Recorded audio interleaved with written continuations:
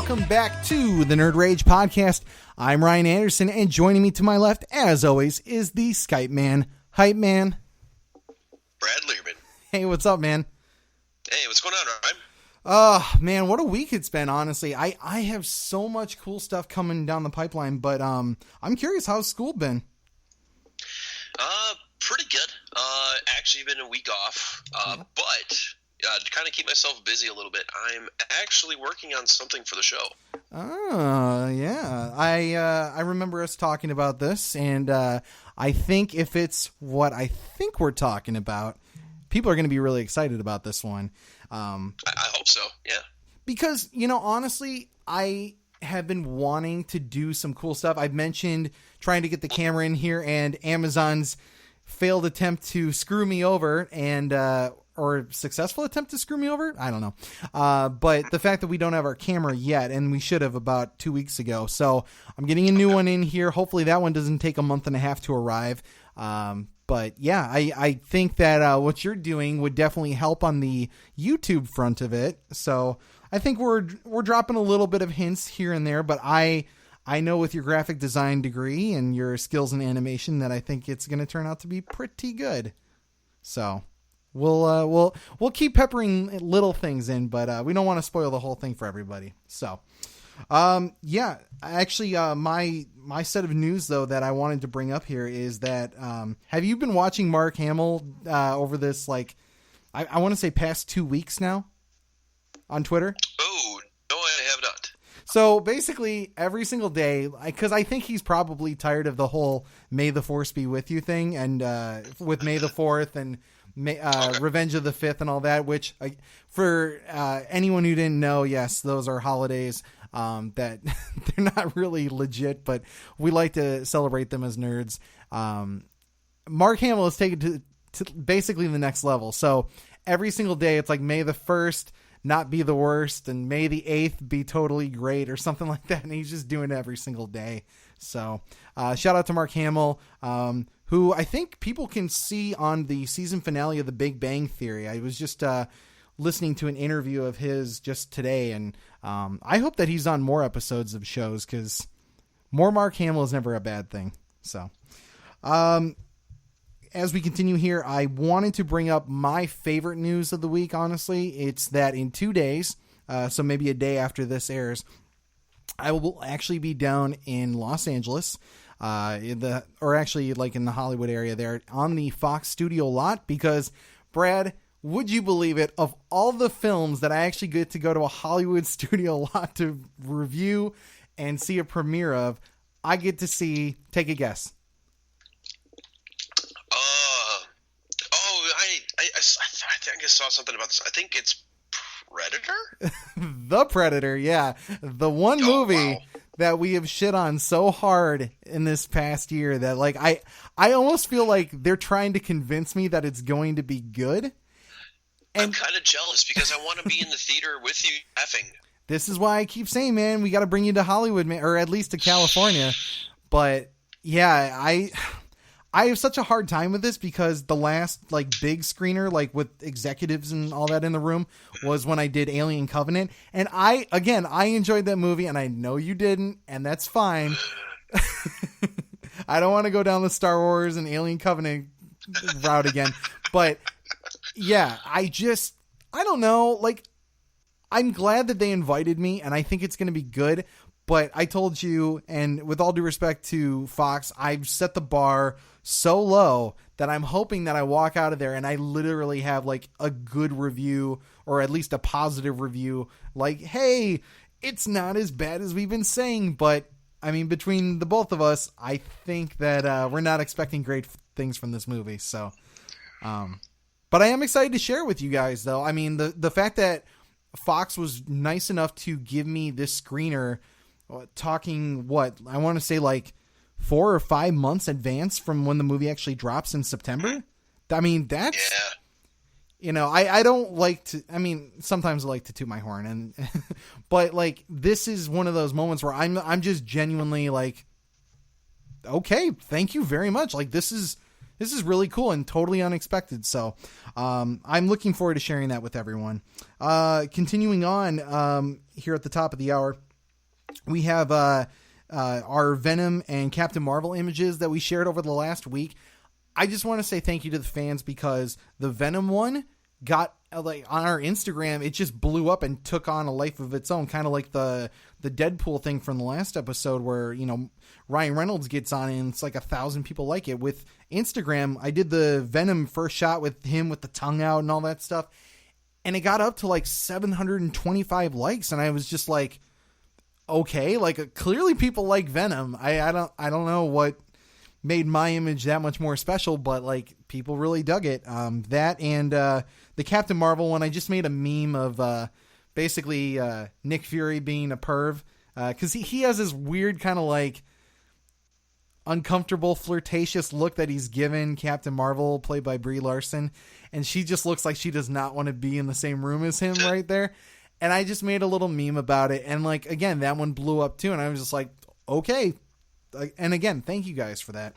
And lastly, we have that. I mentioned it, I think, briefly on our Twitter, but it ties in with our big talk for this week, and that's that DC Comics actually finally reached back out to us. So I don't want to go into too spoilery stuff about like what goes on behind the scenes, but they had reached out to us back in November, and I thought, oh, this is amazing. I can't believe that they're talking to us about some things that I can't necessarily talk about, but I was like, oh, this is going to be the start of this major partnership, and I would love to do, I mean, you know me, Brad, Mr. DC over here. I will gladly talk about anything DC for no time on end, you know, but they kind of just stopped talking to us, and I started going like, okay, so I guess we're out of the loop. And then all of a sudden we started getting all this communication in the last week, which brings to our big talk for this week, and that's the DC universe. They sent me a whole bunch of like synopsises and inside stuff, and they said that we might be interviewing some people from the upcoming DC universe shows in the near future. Seriously? Wow. Yeah. So that much I can say right here. I can't say who. Like our good friends, the Geek Vibes Network, who support our content regularly. They had Ryan Potter, who's playing Beast Boy, on.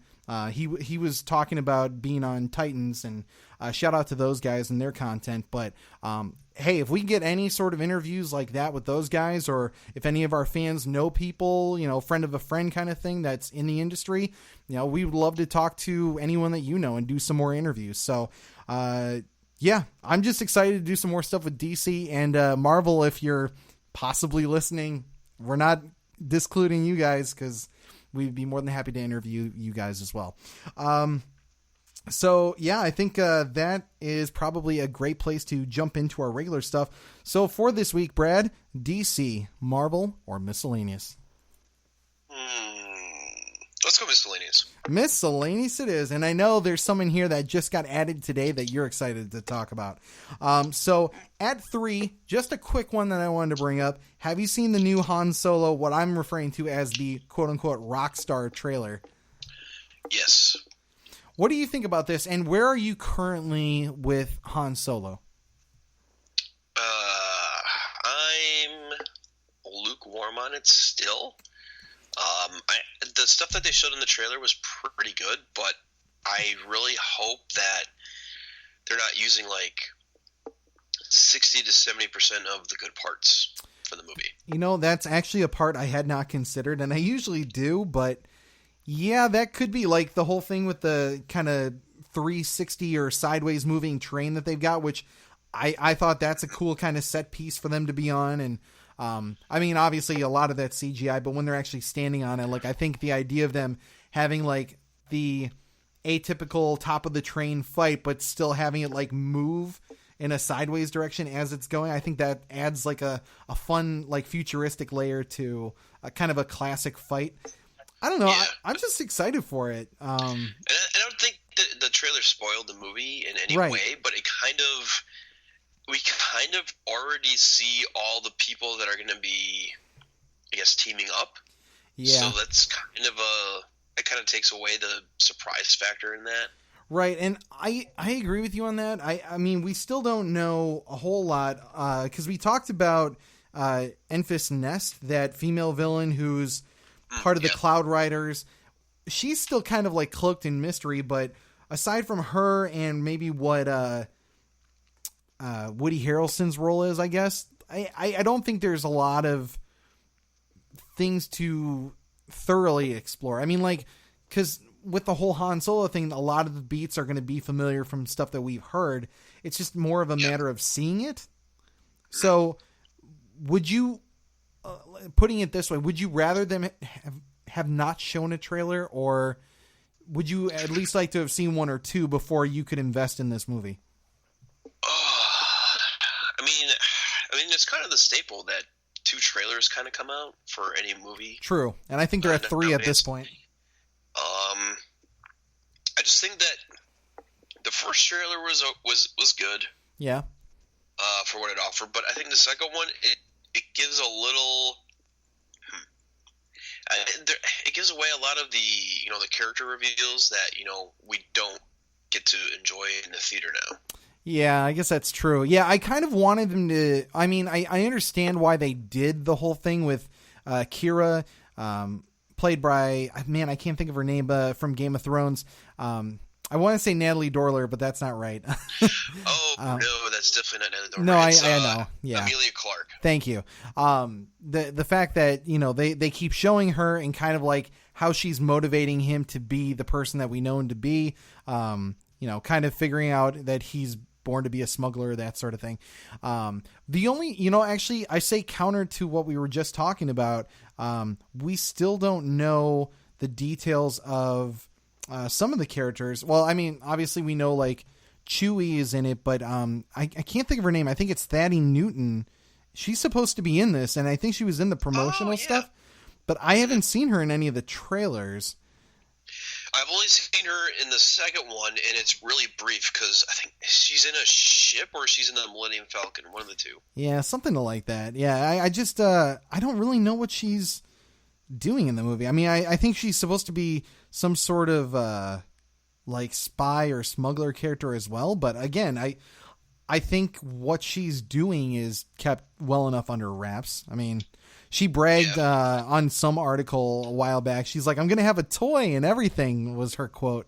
But I don't know really anything about what she's doing. So I think that's kind of a good thing, So we got some stuff that's kept under wraps. But would you rather like the fact that we know Chewie is in it, or the fact that we know that Lando's in it? Would you have rather not seen them in the trailer? I mean, Chewie's kind of a given, but maybe they could have just like left him out, and then in the movie it kind of shows him how they get together, and then the whole Lando gambling incident where he gets the Falcon. I don't know. Right. I'm not gonna lie. I do like the one from, I think it was from this trailer where they're trying to pilot the ship or whatever, and they've got Kira next to Han, and they're going through, and like they're having a lot of trouble, and you do this, you do that, and then Chewie's in the background just kind of making his roar and all that stuff, and he's like, "You're 190 years old. You look great." I don't know, just something like that. Like one thing that we didn't report on originally. I think we originally speculated almost out of fear with this movie was that it was going to be kind of like them growing up together as like young kids and all that. And now it seems like they barely even know each other. Like they're meeting each other for the first time in this movie. Yeah. I'm not sure if the sarcasm in the trailer from Han Solo is kind of indicative of the character we've already known. True. But then again, it's a younger Solo, so I don't know. I think it gives him some room to play with it, though, a little bit, because he's younger. Like, he can give familiar beats to Han, but still have, like, the young, brash version of him, if that makes sense. So, we'll see. I mean, it could be a great thing. It could be a bad thing. Verdict's still out, but at this point, I'm excited. So, I mean, we'll see. But it's not too far from here now. We only got like I think a month ahead of us, and then Star Wars. Or no, it's the end of this month, right? Like May 25th. Mm-hmm. Wow, coming up soon. All right. Well, as we move on from 3 to number 2, number 2 is a little loaded here. So we've got some big announcements. First of which is that Arrested Development has had a trailer announcing that there is going to be a season 5. But before that, we even got on Cinco de Cuatro for any fans of the last season. we got a remix of season 4, which I'm not going to lie, I think it was great, and we can talk about that in a second. So season 4 remixed and a season 5, which is coming on May 29th. So some good stuff coming at the end of May here. We also have an announcement that there's going to be a 5th Rambo movie coming with 71-year-old Sylvester Stallone in 2019, like the end of 2019. We also have Sherlock Holmes, the Robert Downey Jr. version of Sherlock, coming back for a 3rd film, which will come out in Christmas of 2020. And then Bill and Ted 3 announced today, Bill and Ted Face the Music, which is going to have his kid or their kids involved, and then kind of them finding a purpose and like trying to meet their destiny that was kind of alluded to in the other movies. I'm excited for kind of all of these, but which of these has you the most excited? Honestly, just to see Keanu Reeves as Ted again would be awesome. For starters. Me too. Do you think he's going to go total long hair, or are the two of them going to be kind of like dad bod vibe? I can see them like going the complete dad route and then just acting as themselves. Yeah, I like that. You know what I actually would love to see is like their version of the movie Hook, where it's like they've been away from the game for so long that all of a sudden like they're a little smarter now. They're a little more aware of their surroundings. And then all of a sudden... You're giving them a lot of credit for being smart, okay? Well, you know. I mean, based on those characters, it doesn't take much. But one happenstance event happens, and they just kind of remember that they were destined for greatness, and they just slowly fall back into their love for music, and Wild Stallions kind of comes back, and they have just another like last hurrah kind of trip to, I don't know, save the galaxy with the power of music or something like that again. I think would be the best. So yeah, kind of like if you took Hook and made it with like music, basically. I would love to see that version. Yeah. Is that your big one out of those 4? Like, you really want to see Bill and Ted? I'm honestly curious what to do with Sherlock Holmes.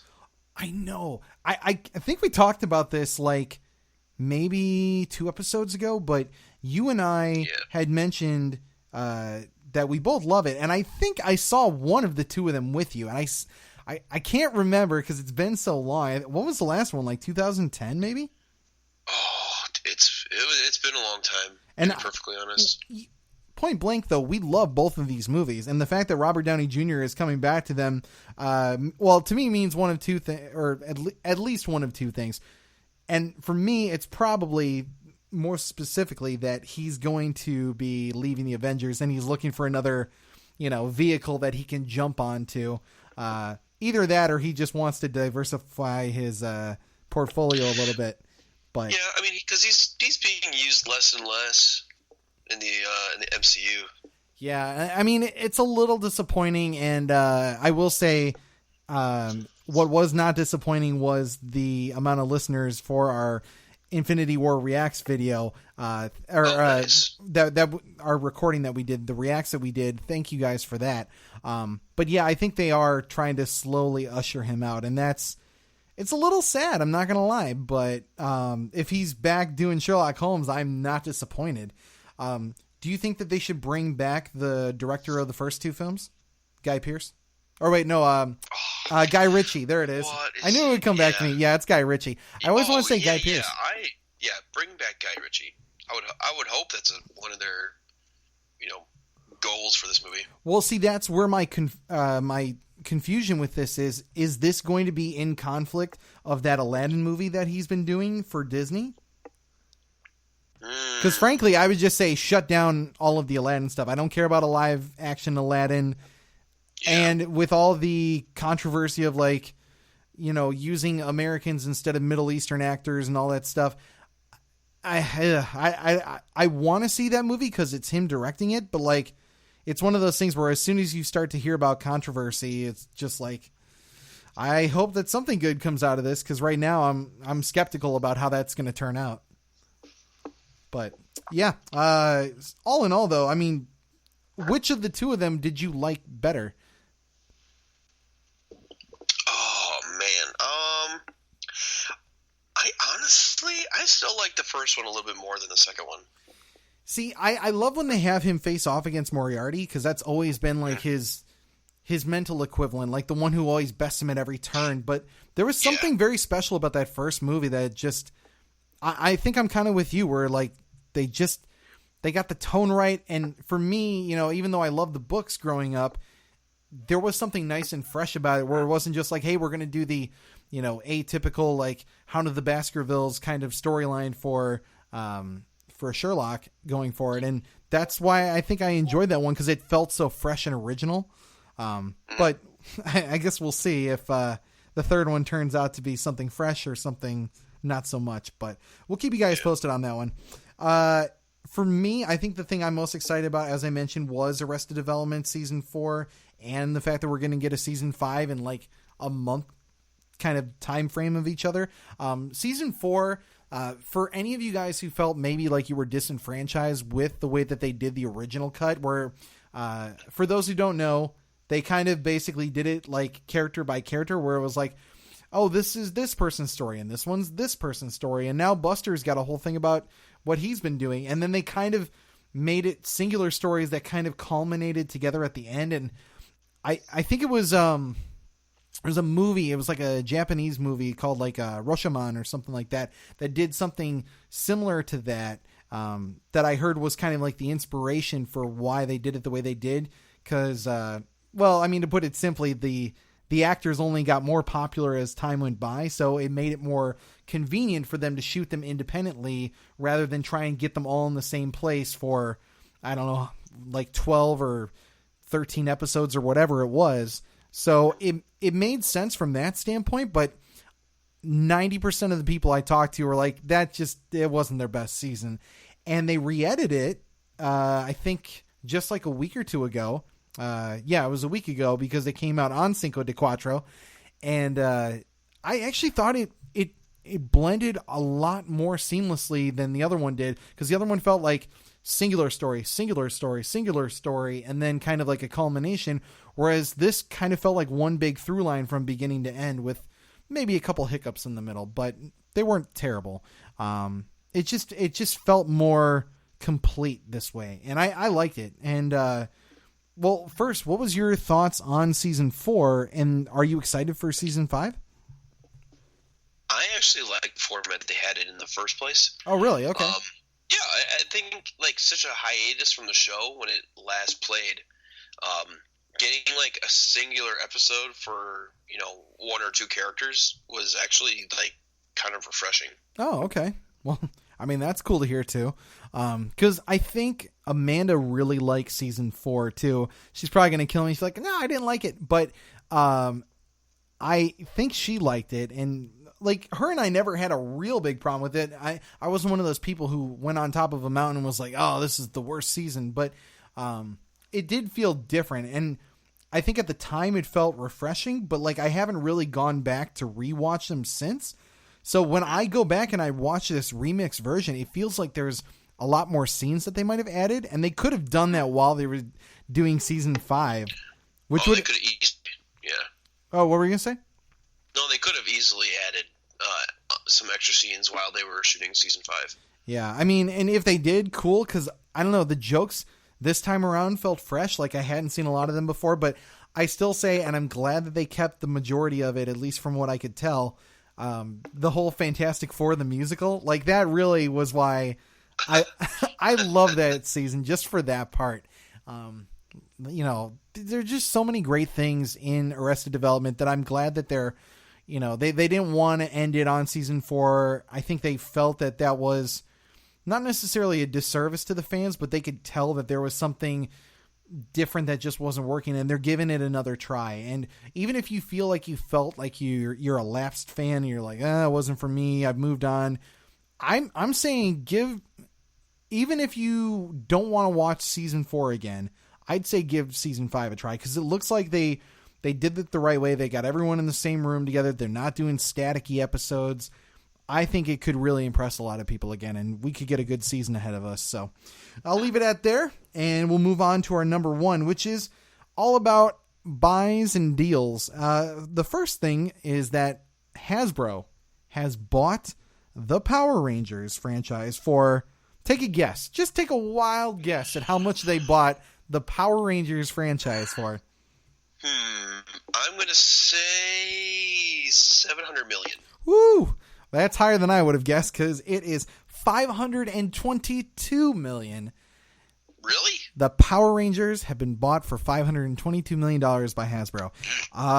I'm a little baffled by this, but upon thinking about it a little bit more, you got to think about all the toys, the at least 20 plus years that they've been in existence. That might even include the back catalog of the stuff that, you know, when it was a Japanese property before they converted it over. I'm sure that comes with the packaging of it all.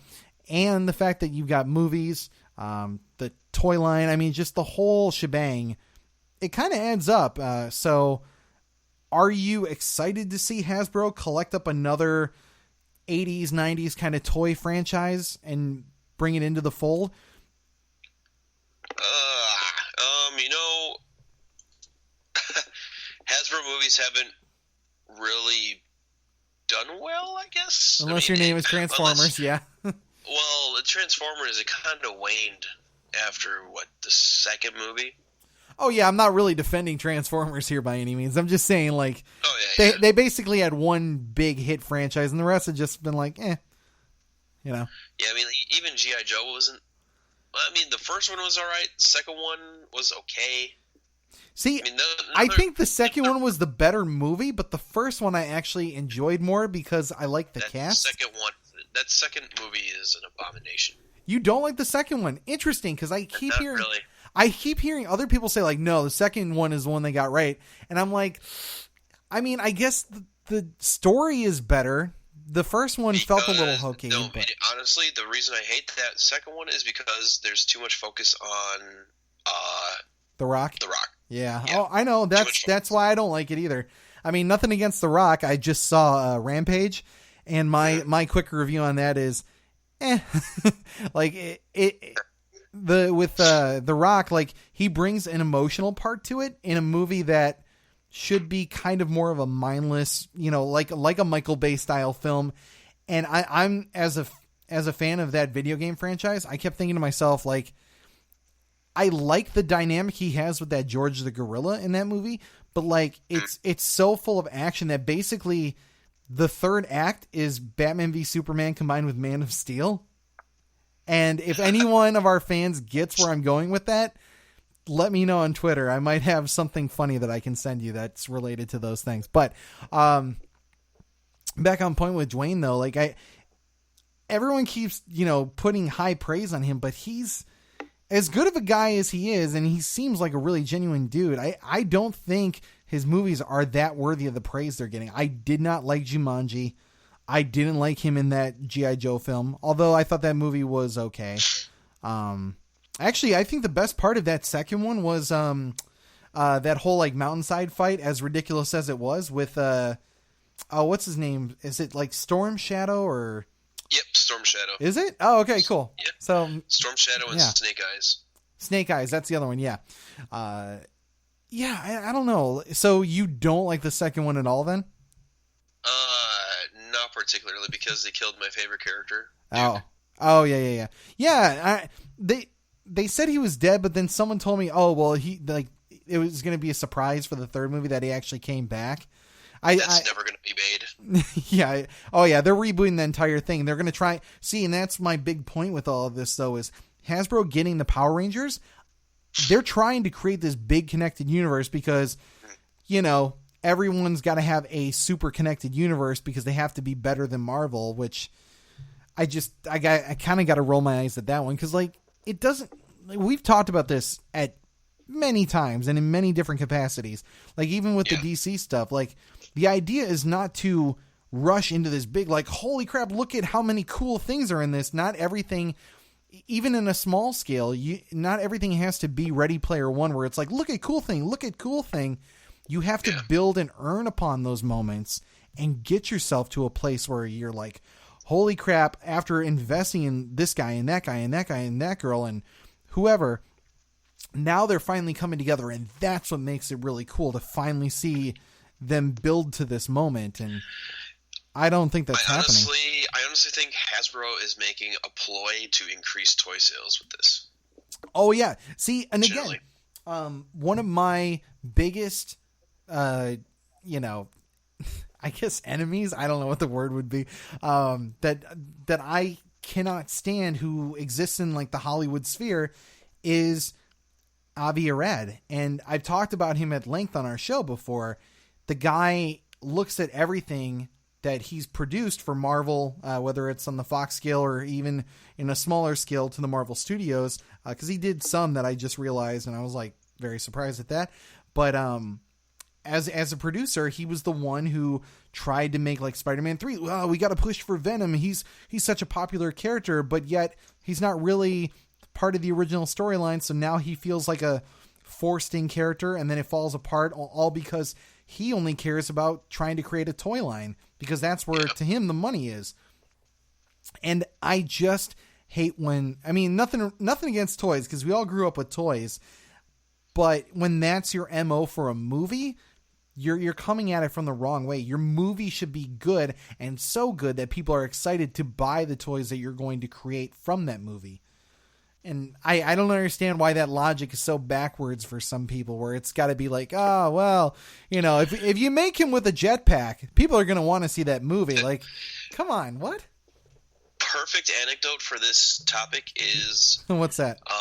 The Last Jedi toys are the worst selling in the Star Wars franchise. Oh, actually, no, that's a good point. Is that true? I didn't heard that one. That is true. Wow. Okay. Well, the more you know, right? Yeah, and maybe that's that one's a tricky one. I mean, I agree with you up until a small point, and my only defense on that though is I think the movie is divisive, and the vitriol that has come from that divisiveness is what is kind of like taking some of that back. And that movie doesn't necessarily feel like a kid's movie, whereas The Force Awakens did.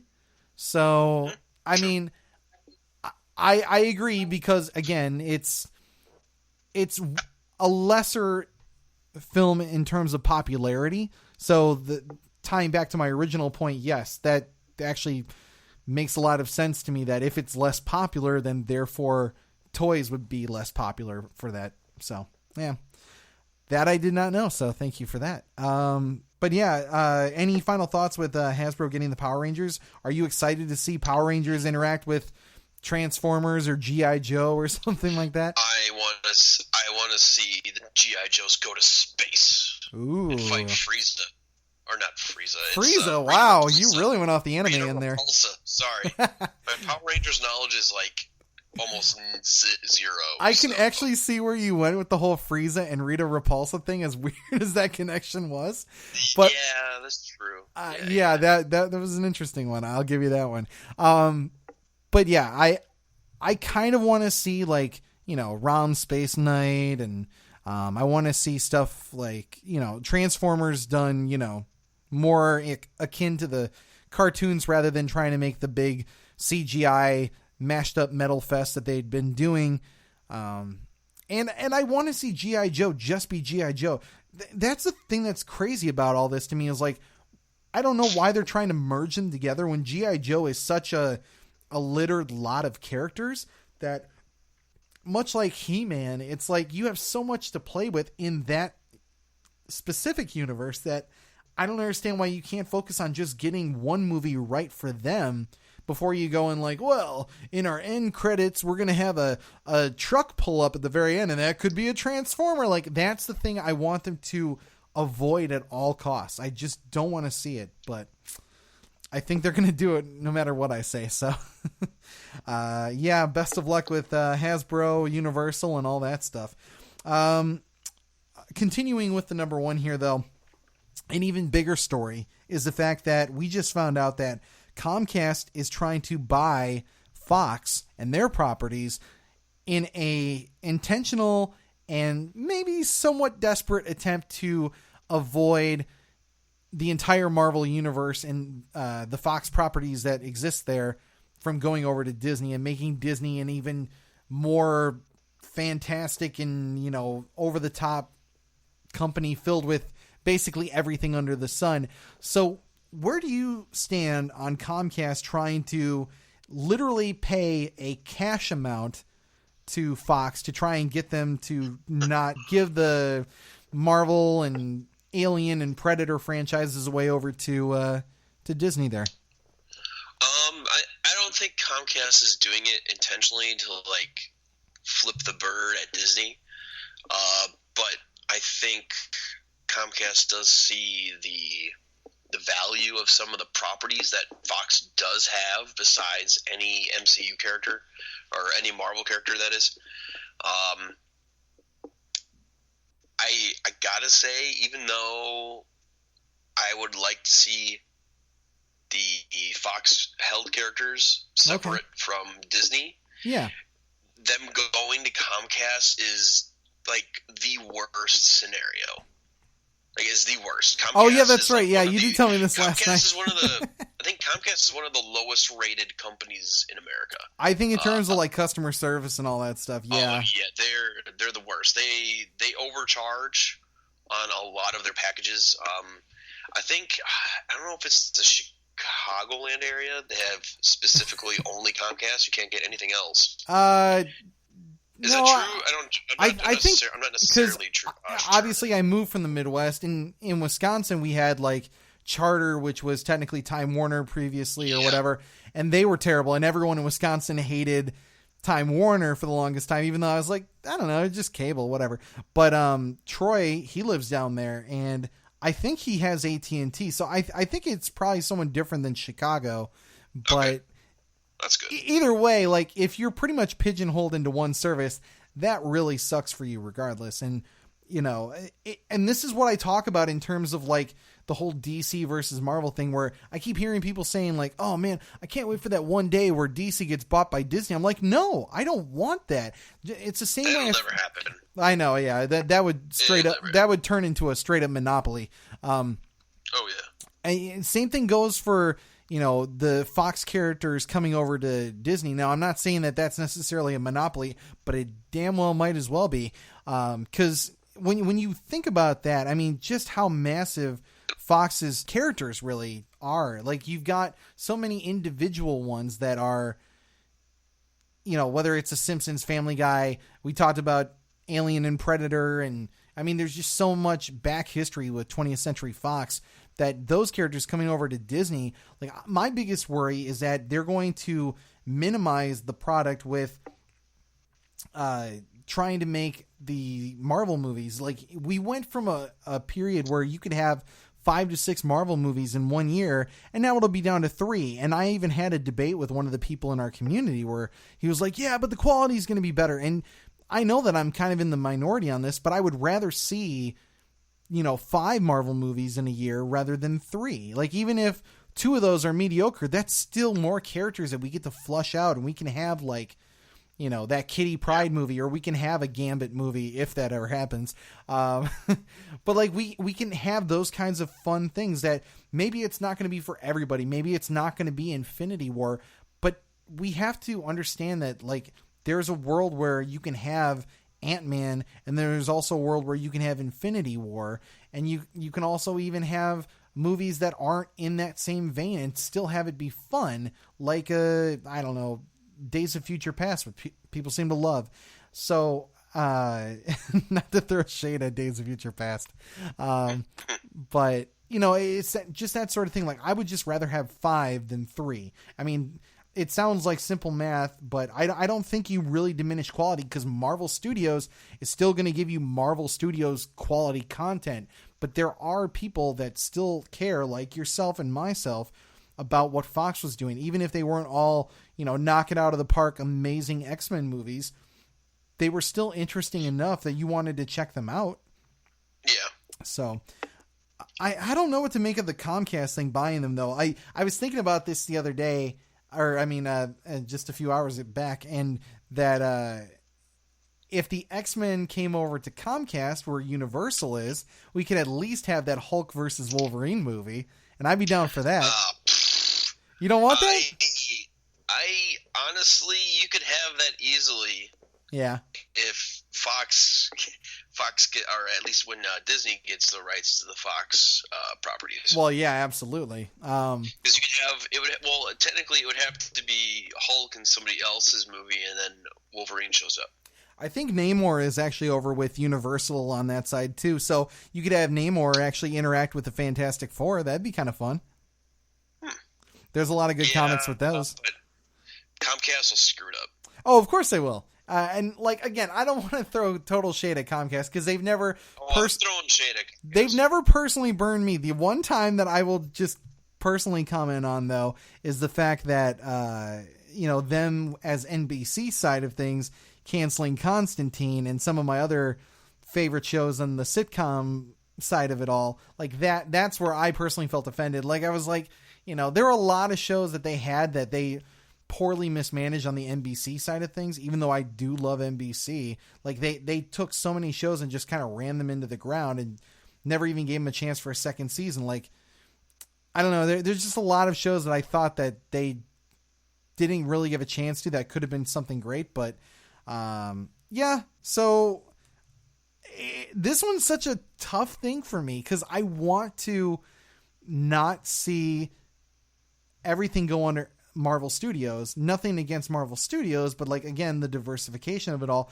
But at the same time, I'm with a lot of the people who are like, yeah, Comcast is pretty terrible. So do you want it to go with one evil or the other evil? Which is the lesser of the two evils, basically? And again, I'm sorry to be dissing on Disney. I know a lot of you guys want to see Disney just have everything, and I don't know. I'm not there yet. I'm really just not there yet. I think my favorite thing would be to see even Fox or Comcast, whoever ends up maintaining the rights at the end of the day.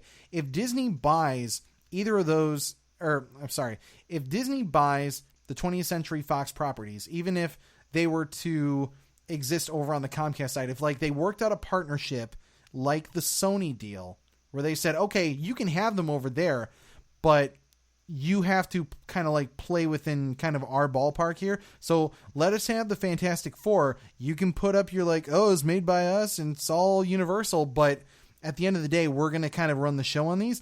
I'm okay with that because at least you can still make the amount of content that fans want to see, and you can do it at the quality level that Disney/MCU fans have come to expect. That to me would be the best possible scenario if you gave them kind of the Sony agreement and made it work that way. But I really don't think that's going to happen, unfortunately. No, that is extremely wishful thinking. Hey, if it weren't me, it wouldn't be wishful thinking. So it's fine. We'll see how that plays out, and we'll keep you guys posted. I get the feeling that in a matter of a couple days after we post this, some other news is going to break. AT&T wants in too, but yeah, we'll just keep you guys posted as it keeps coming. So let's move on from all the miscellaneous talk here into DC or Marvel. Which would you like to talk about, Brad? I believe it's your pick. My pick, huh? Oh, I don't know. It's tricky. Because the DC universe is our topic of conversation for the big talk, I'm going to say let's go into Marvel. So for the top of Marvel here, I just wanted to say a big thank you to Jake and Tom from Jake and Tom Conquer the World, who were our friends and guests that we had on for the Avengers Reacts that we did. The Infinity War Reacts had great numbers, double from what our previous episode had been. So clearly you guys love it. And actually, Brad, I forgot to mention this to you. Our SoundCloud is actually blowing up again, and people are enjoying us on SoundCloud. Nice. So some fans, I think one fan in particular asked us 7 or 8 questions, and now I finally figured out how SoundCloud works. So I will try and answer some of those questions because SoundCloud was kind of just hey, we're going to put our episodes there. We'll figure it out. And sure enough, I kind of know how to answer people's questions. So if you guys have any questions, yes, you can ask it on SoundCloud, and I will be more than happy to respond. But as we talk about Marvel here, let's go into a little bit of TV talk. For TV, really we only have one thing, and that is Luke Cage. And it's a big thing, though, because Luke Cage is coming back for season 2. We have a poster and a trailer. Have you seen these? I haven't seen either. You're falling behind, Mr. Marvel. What are you doing? I didn't even know there was a trailer Yeah, out. I know. It actually just dropped. And honestly, I think it looks good. We've got a new kind of badass villain. I haven't determined who this villain is yet. I'm sure he's probably someone from the comics. Mariah is still in there as a leftover from season 1, and I'm excited to see what she does. She's basically kind of like the kingpin of this particular franchise. So I'm excited to see how she kind of like pulls the strings and, plays with Luke Cage's mind. But she basically sends an enforcer, and the enforcer that is doing all kinds of like crazy kick flips and giving him uppercuts and all this stuff makes him bleed. So maybe we found someone who is kind of Luke Cage's kryptonite, so to speak. Huh. I think it'll be a good season. My guess is whatever that enforcer character is doing, he's got, what was it? I think in the first season, they're like, was it a diamond-tipped bullet? Oh, yeah, it was called like, it was called like the God Bullet or something like that, yeah. Yeah. I think he must be using some sort of like diamond-tipped blade or something like that. No, he's got no weapons. This is pure him. I think it's just like his, I keep wanting to use the DC term metahuman, but like his, we'll say mutant or enhanced ability that he has is something his that diamond skin? Huh. No, it doesn't say diamonds. I mean, he looks like just a straight up dude. So, I mean, maybe he's, yeah. Interesting. So I don't know. I'm excited about. How did you feel about season 1 of Luke Cage? Was that something for you? I liked Luke Cage up until kind of the very end, where the villain just kind of got straight cartoony. Oh wait, which one was that? Oh, you're talking about Diamondback or Diamond Head or whatever. Yeah. Diamondback. I honestly didn't feel as much of a threat. Yeah, and his whole demeanor, like it started off okay, and then it just bordered on like just pulled straight out of a comic book. Bad. Yeah, I don't know. Like I think when Netflix stuff works best is when they take themselves dead serious. Like they want to, almost like Batman v Superman in a sense where it's like everything has to be real. It has to feel like it's happening in the here and now. Like that's when I think those shows work at their best, when they start to really go off the deep end where it's like, oh, this could clearly never happen. Like, magic bullets and things like that. And I don't know, some of the more fantastic elements, I think it loses a lot of the audience, including their wardrobe department, which clearly seemed like it went out the window when they made that guy. Yeah, it looked like a retired like Vietnam body armor suit or something. Yeah, but I'm not gonna lie. Even though it looked a little cheesy, when he comes out of that tank in season 1 and he looks straight up like Luke Cage from the comics, like, or at least like his original appearance in the comics. Yeah, I kind of got a little choked up. I was like, oh, they're doing it. They're gonna make it awesome. And I really did like season 1 because the chess game that they were kind of playing with Luke, how Mariah was kind of, messing with him and lying to the police and, moving parts around the way that she was, like, it just was very intriguing there, and how they were finding other ways to hurt a man who's essentially invulnerable by taking out those that he loves. I love that part. But yeah, when it gets to that, basically that final act of the whole thing where it's him against this guy in a fight, and it didn't feel like it really went anywhere, and it didn't feel like that guy was any real threat to him. I was just like, it was very anticlimactic, I guess, to put it simply. Yeah.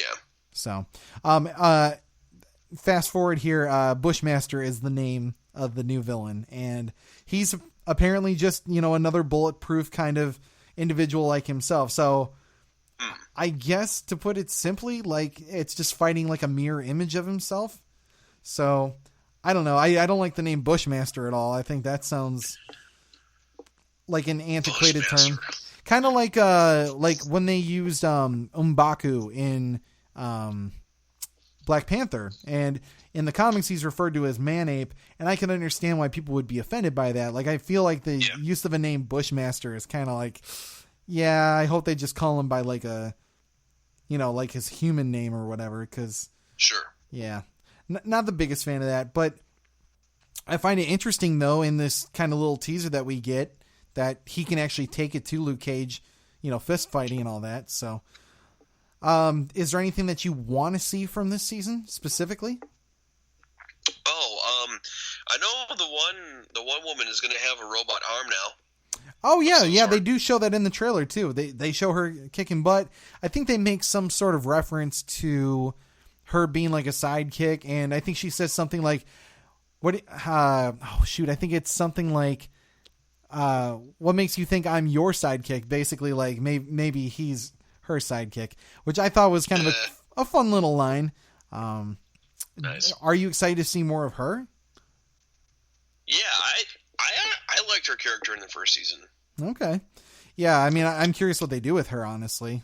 Was she in the Defenders? She was in the Defenders. Yeah, that's how she lost the arm. That's right. Yes, okay. See, that's the problem with the end of Defenders and Iron Fist. There's a lot that I'm trying to recap for myself, because a lot of forgettable moments in those two, but I was actually having a debate with someone just this week too over, which was more forgettable between the two of them. Cause I actually, like, I don't hate Iron Fist the way other people do. I actually feel like Iron Fist is good at the beginning and the end. They just have a lot of filler in between. Yeah. And I mean, yeah, his performance is just kind of ho-hum, and people will pull in the race thing, which is, I guess it's something, but it's not really that big of a deal to me in that particular department. Because, he's always been Danny Rand. I mean, you could do a different Iron Fist, but I digress.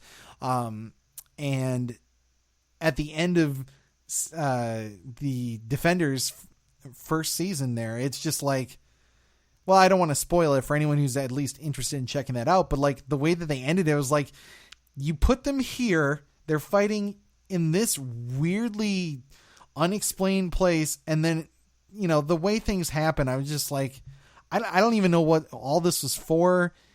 It didn't feel like there was any real payoff except for like, hey, we defeated the bad guys. Like, all that buildup from season 1 of Daredevil feels like they just kind of flushed it, like as quick as humanly possible. So yeah, I don't know, but is this probably your most excited upcoming season, or do you want to see more from like Punisher or more Jessica Jones, or what's the next Netflix one that you want to see the most? I really want to see Daredevil season 3. Yeah, I'm not sure when that date is. I think we'll get some update on that pretty soon here, but I know that's got to be coming. They've announced that Jessica Jones season 3 and Punisher are on their way. And I'm sure Danny Rand's off doing something.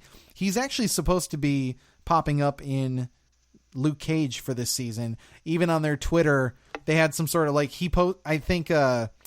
they post up, oh, here's our new trailer, and then there's a Danny Rand or Iron Fist account where he's like, hey, congratulations, bro, I'll see you later or whatever, and like clearly hinting that he's going to be in the series. And I'm like, I kind of roll my eyes at it, but like that's kind of like your confirmation he's going to be in it. So I don't know. Does that make you more or less excited for Luke Cage? That doesn't really change anything. Okay. Well, as we move off of TV talk here, we're on to number 3. And our number 3 for this week in Marvel is Deadpool. And Deadpool, not a whole lot to say, but an interesting tidbit that came out this week. And it's that we're probably not going to get a Deadpool 3, according to Ryan Reynolds. Now, before we all start to freak out on this, I think the implication being is that they're going to do an X-Force film next. My question is, do you want that X-Force film, or do you think we should just have more Deadpool? Well, he does kind of lay it out in the trailer, because they're going to stop at 2. Right. And not go after. I wouldn't mind going from Deadpool 2 to X-Force. I mean, it's still going to be primarily focusing on Deadpool. Yeah. Just with having the characters from Deadpool 2 in it. Yeah, it's tough because I think Deadpool, Deadpool can do pretty much anything, and including that conversation that I had in our chat this week with our fellow podcasters and all that about how the Fox property should integrate in with the MCU and all that stuff.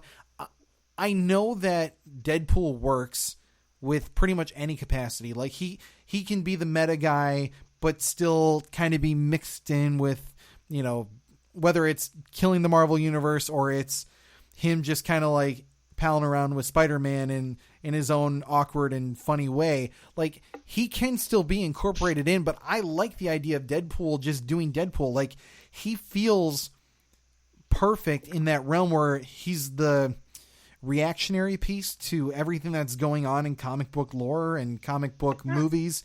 Like I love the idea of him almost existing as an outsider, but still finding his way to be connected to everything else.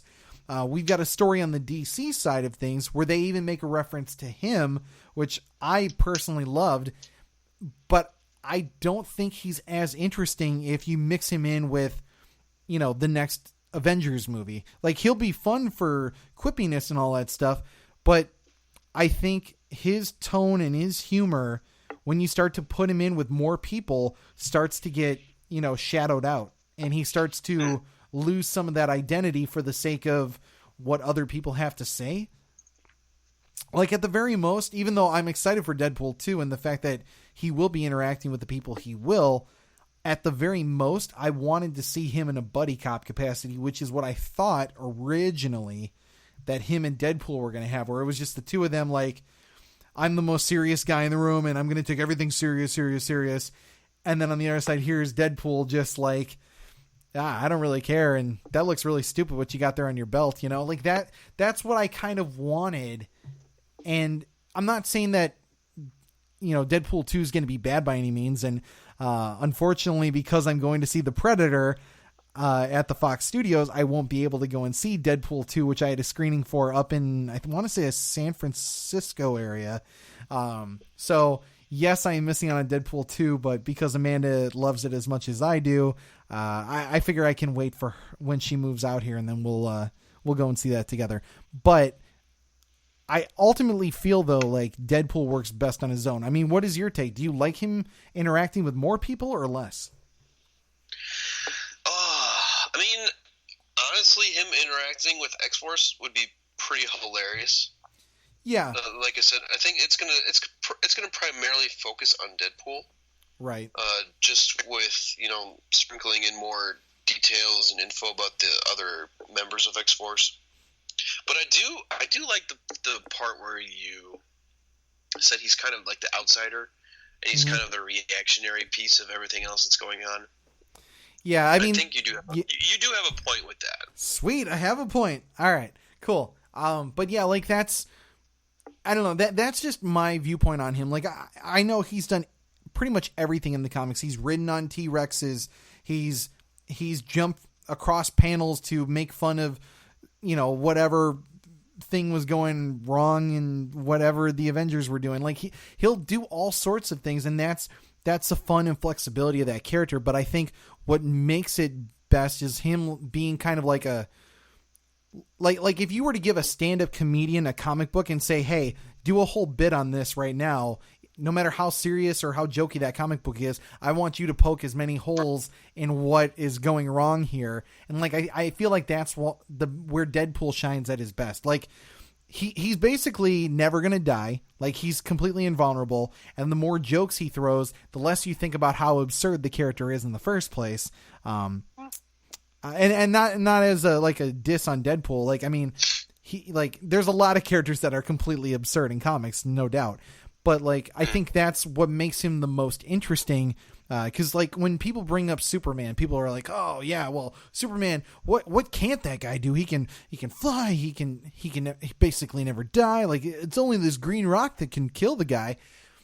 like the idea that you can add another layer to him that makes him different from the other people around him makes him more unique. And I think for like in Superman's case, it's the level of humanity, which, you know, depending on which movie you watch, you know, there's different levels of that. But I think instead of focusing on his brute strength, which pretty much anyone in comic book movies has brute strength, you can look at him and go, oh, this is a special layer to him that makes him, you know, more interesting than the other guy. And here's why. And with Deadpool, I think that's his, you know, like it's beyond the fantastic realm of him because yes, he's a excellent swordsman. He's great with guns and, you know, he can basically never die. He regenerates as quickly, actually, I think faster we've talked about than Wolverine, due to how his mutant condition affected him or whatever.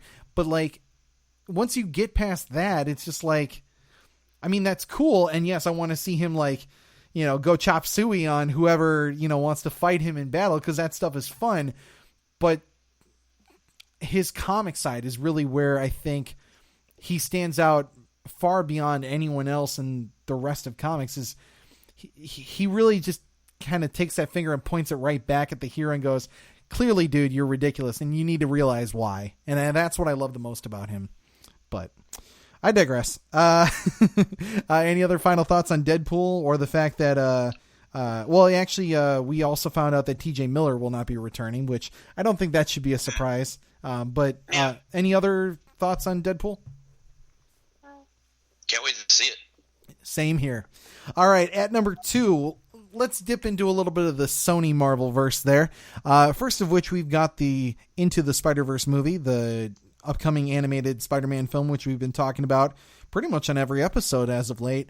We have an announcement of 3 villains that are coming to that film, which I'm sure a lot of people back home are probably rolling their eyes hearing this, but they're going to have the Ultimate Goblin, the Ultimate Kingpin, and the Ultimate version of the Prowler. Does that excite you or does that concern you? Kingpin is interesting. Hobgoblin's kind of a... No, just the Green Goblin. Oh, Green Goblin. Oh, I mean, the Green Goblin's kind of an obvious pick, I guess.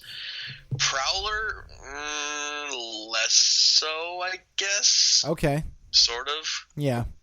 Because Prowler isn't necessarily a villain at times. Yeah, that's where I think. Yeah. He's not even like a. Mm-hmm. He's not even like a true supervillain. He's just a dude. Yeah, I mean, the Prowler is a character I'm not super familiar with, but he's supposed to be his uncle, as far as I recall, and I don't think he's super great or super interesting by any means, but you know, if they focus on him in terms of like, I used to be the Prowler and this is what I used to do, and have that almost be like, you know, his mentoring of Miles, or at least an example for Miles of like what not to be, something to that effect, I think would be good. But the fact that they're saying 3 villains, and the fact that I really don't like the Ultimate version of the Goblin, because he's basically just kind of like the Hulk with green ears, like green pointy elf ears. I'm weird. Yeah. Are you familiar with the Ultimate version? No. So yeah, like if you watch the Ultimate Spider-Man cartoon, which I know some people have different feelings about that cartoon, but basically it's not him in a glider or anything like that. He just kind of like, he takes this serum that makes him Hulk up massively. He turns green and he's got a lot of enhanced features, but there's no, you know, flying glider. There's no pumpkin bombs. There's none of that sort of thing. He's just kind of like this really smart Hulk-like creature with like pointed ears. And I don't know. I never really got why that was such a menacing character or why they made that choice, but that's the Ultimate Universe for you. And some people love it, but I didn't know if you were familiar with that version of the character at all. But for me, I'm just glad to see Spider-Man interacting with the Kingpin, which if I recall, in terms of like comic books or cartoons or live action, we haven't seen Spider-Man take on the Kingpin since maybe the 90s cartoon, or Yep.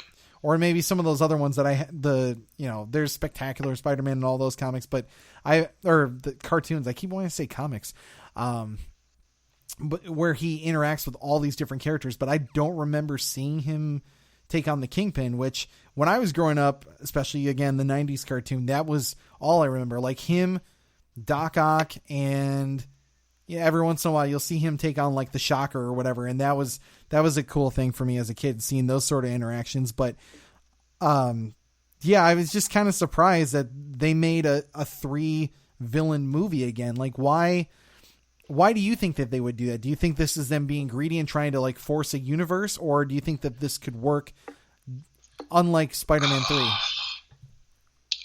Man, I don't really know. I don't really know the reasoning behind it. Maybe they used the wrong wording when they said 3 villains. Maybe True. Fisk and Green Goblin are working together in some capacity, and Prowler is just kind of maybe the anti-hero of the story. I don't know. Yeah, because if I'm being honest, I think it was back in like July of last year, there was I think it was like a UK Business Insider kind of report that was saying something like Spider-Man Homecoming is going to tease Miles Morales, Scorpion, and the Prowler. And I was like, oh no, here we go. 3 villains. And I think we even might have discussed it on one of our episodes, but we obviously know that it didn't turn out that way. We had the Prowler, but not as the Prowler. He was Miles Morales' uncle, and he was just Donald Glover, basically just playing like this street level arms dealing dude. And then Scorpion was there, but he wasn't actually like in his full gear, and Miles Morales was only just talked about, so I don't think it's as concerning as it was with Spider-Man 3, but again, it's an animated film, so they could kind of look at it differently and decide to go, well, let's just do 3. What the hell, or maybe Kingpin is kind of pulling all the strings. Prowler is like the first guy he quickly defeats, finds out it's actually his uncle. And then the main villain of the film is the Ultimate Goblin. So I guess we'll have to wait and see, but that's what we do know at this point is those 3 are in the film. Continuing on with the Sony Marvel verse, however you want to call it there, we've got Venom, and Venom is now apparently reported as getting more views with the trailer that they had in 24 hours than Wonder Woman and Doctor Strange. Does that surprise you? A little bit, yeah. Yeah, it kind of surprised me, which is why I had to throw it in here. I don't know if that's a sign of it being good or bad, but I was saying this to you before we got on this episode that I personally believe that it's more of a curiosity factor, because I think going back to Spider-Man 3, which interesting segue there from what we were just talking about, but with Spider-Man 3, we saw Venom, and a lot of people had very divisive opinions on him. And I can understand those arguments, but I think if nothing else, this trailer was finally the way to prove to people like, hey, we can give you slimy, evil, gross, massive smile and teeth kind of Venom that you would expect to see, which you pretty much didn't get from basically black suit Spider-Man Venom from Spider-Man 3, played by Topher Grace, which, I mean, again, I don't hate that movie. I really don't. Like, they even incorporated the use of, like, the pipes and the sound to actually, like, because the sound waves and all that, that's really one of the greatest weaknesses of any of the symbiotes. So I love some of the things they incorporated in there, and kudos to Sam Raimi for, trying to do the best he could with that movie, despite it being a bit of a mess. I'm not going to lie. I still don't think that Venom was bad, but I think people, if nothing else, were curious to see if this was the trailer that was going to get it right. And based on the response that we got and, the YouTube, algorithm here, I think it proves that people are actually excited about this movie. Where do you stand? I'm kind of excited to see this movie. I'm still... there was like one thing I was worried about, and I can't remember. Cannot remember the rest of the cast that isn't Venom.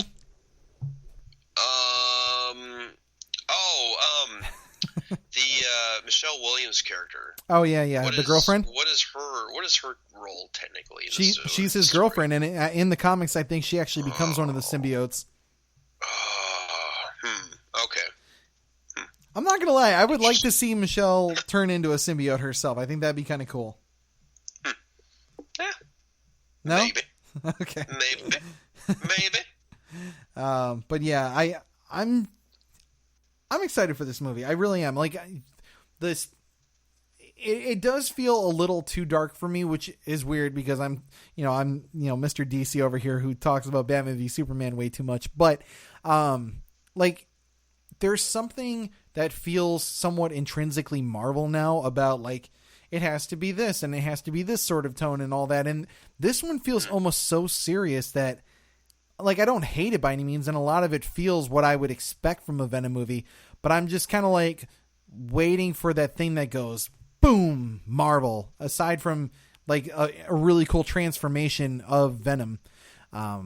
It does seem like if you look in that last trailer, like someone gets some sort of contagion or is affected in some way by the symbiote strain that they're developing and goes kind of nuts. So I think they're going to show in some capacity, hopefully by the next trailer, without spoiling too much because we don't want to have a doomsday situation crop up again, where you have a tease of maybe that Carnage is in this movie or what the what the antagonist is going to be in this, because I think we have some idea that it's going to be the symbiotes, or at least to some effect, Carnage will be in this movie. Some are even speculating that that's who Woody Harrelson is going to be, who we have not seen him yet in the trailers. So there's a lot of that's true. There's a lot of curiosity with this movie as to like what's going on and how it's developing, and what or how this movie is going to actually play out. And that's the thing that I think is holding me back from going like, wow, I need to see this movie right now. But finally seeing him in the suit was enough to get me hooked. So it's got my attention. I'll say that much. Any other final thoughts with Venom? Not really. Okay. Let's move on to number 1 here, which is the MCU. In the MCU here, we've got the Ant-Man and the Wasp trailer. We got a new one. Do you like this one more or less than the last one? I liked it more. Oh, really? Okay. And what did you like more? We get a little bit of a tease about who our supposed villain is. Oh, okay. Yeah. So, I mean, are you excited for that villain, or yeah? Possibly. Because I like what we're seeing with Ghost, because like I don't know a great deal of the actress's work, but the phasing technology is cool. Yeah, I'm not familiar with the character of Ghost myself. Yeah. My theory at the moment is that it's going to tie heavily into the quantum realm in some way. Because like you can see in the trailer, like she's continually like shifting or I don't know, phasing in and out or something. Yeah. I don't know what the proper terminology. So apparently she stole some of the Ant-Man tech, or at least some of the stuff that Hank Pym had at one point, and that's how she becomes Ghost. And this is almost like another heist movie in the sense that they're going to try and get that sort of tech back from her and basically shut her down, which I'm okay with that. But like, going back to things that feel anticlimactic, I'm worried that this movie will be a little bit of a copy of the first movie, in the sense of like, yeah, you're going to see a bunch of like cool things that are small get blown up to massive sizes, which I thought were really great in both trailers. But when you get beyond that, it's just like, what can Ghost possibly do that's going to make her like this big threat? Like if it was just her against Ant-Man, I would have been like, oh, okay, I'm excited, because like he has basically two abilities, debatably, getting big or getting small, and what he can do in those different dimensions. The problem, though, is now you've also added in a female component of the Wasp, and like she has more to bring to the table, but yet this villain doesn't feel like. I just don't feel like the Ghost as a villain brings this like not ultimate threat, but a threat that's bigger than what the hero can face on a day-to-day basis. Like, like when you watch The Flash, for example, and you see him do like a villain of the week kind of thing. This is what feels like a villain of the week kind of antagonist here, rather than like, okay, this is some, person who's trying to blow up San Francisco and we've got to, rally together, me and you, Wasp, the two of us combined are the only ones that can take this particular threat down. Ghost seems like, Ant-Man could just kind of take her by himself, or even the Wasp could just do it without Ant-Man. Yeah. That's my biggest fear, is like, it's going to feel kind of like, okay, that was fun. I think people are going to be wondering by the end of the movie, like, when do we get that teaser for Infinity War? I think like part 2, like what's that going to be? I think that's what people are the most excited for with this one. Yeah. And actually, in the comics, Ghost is actually a male.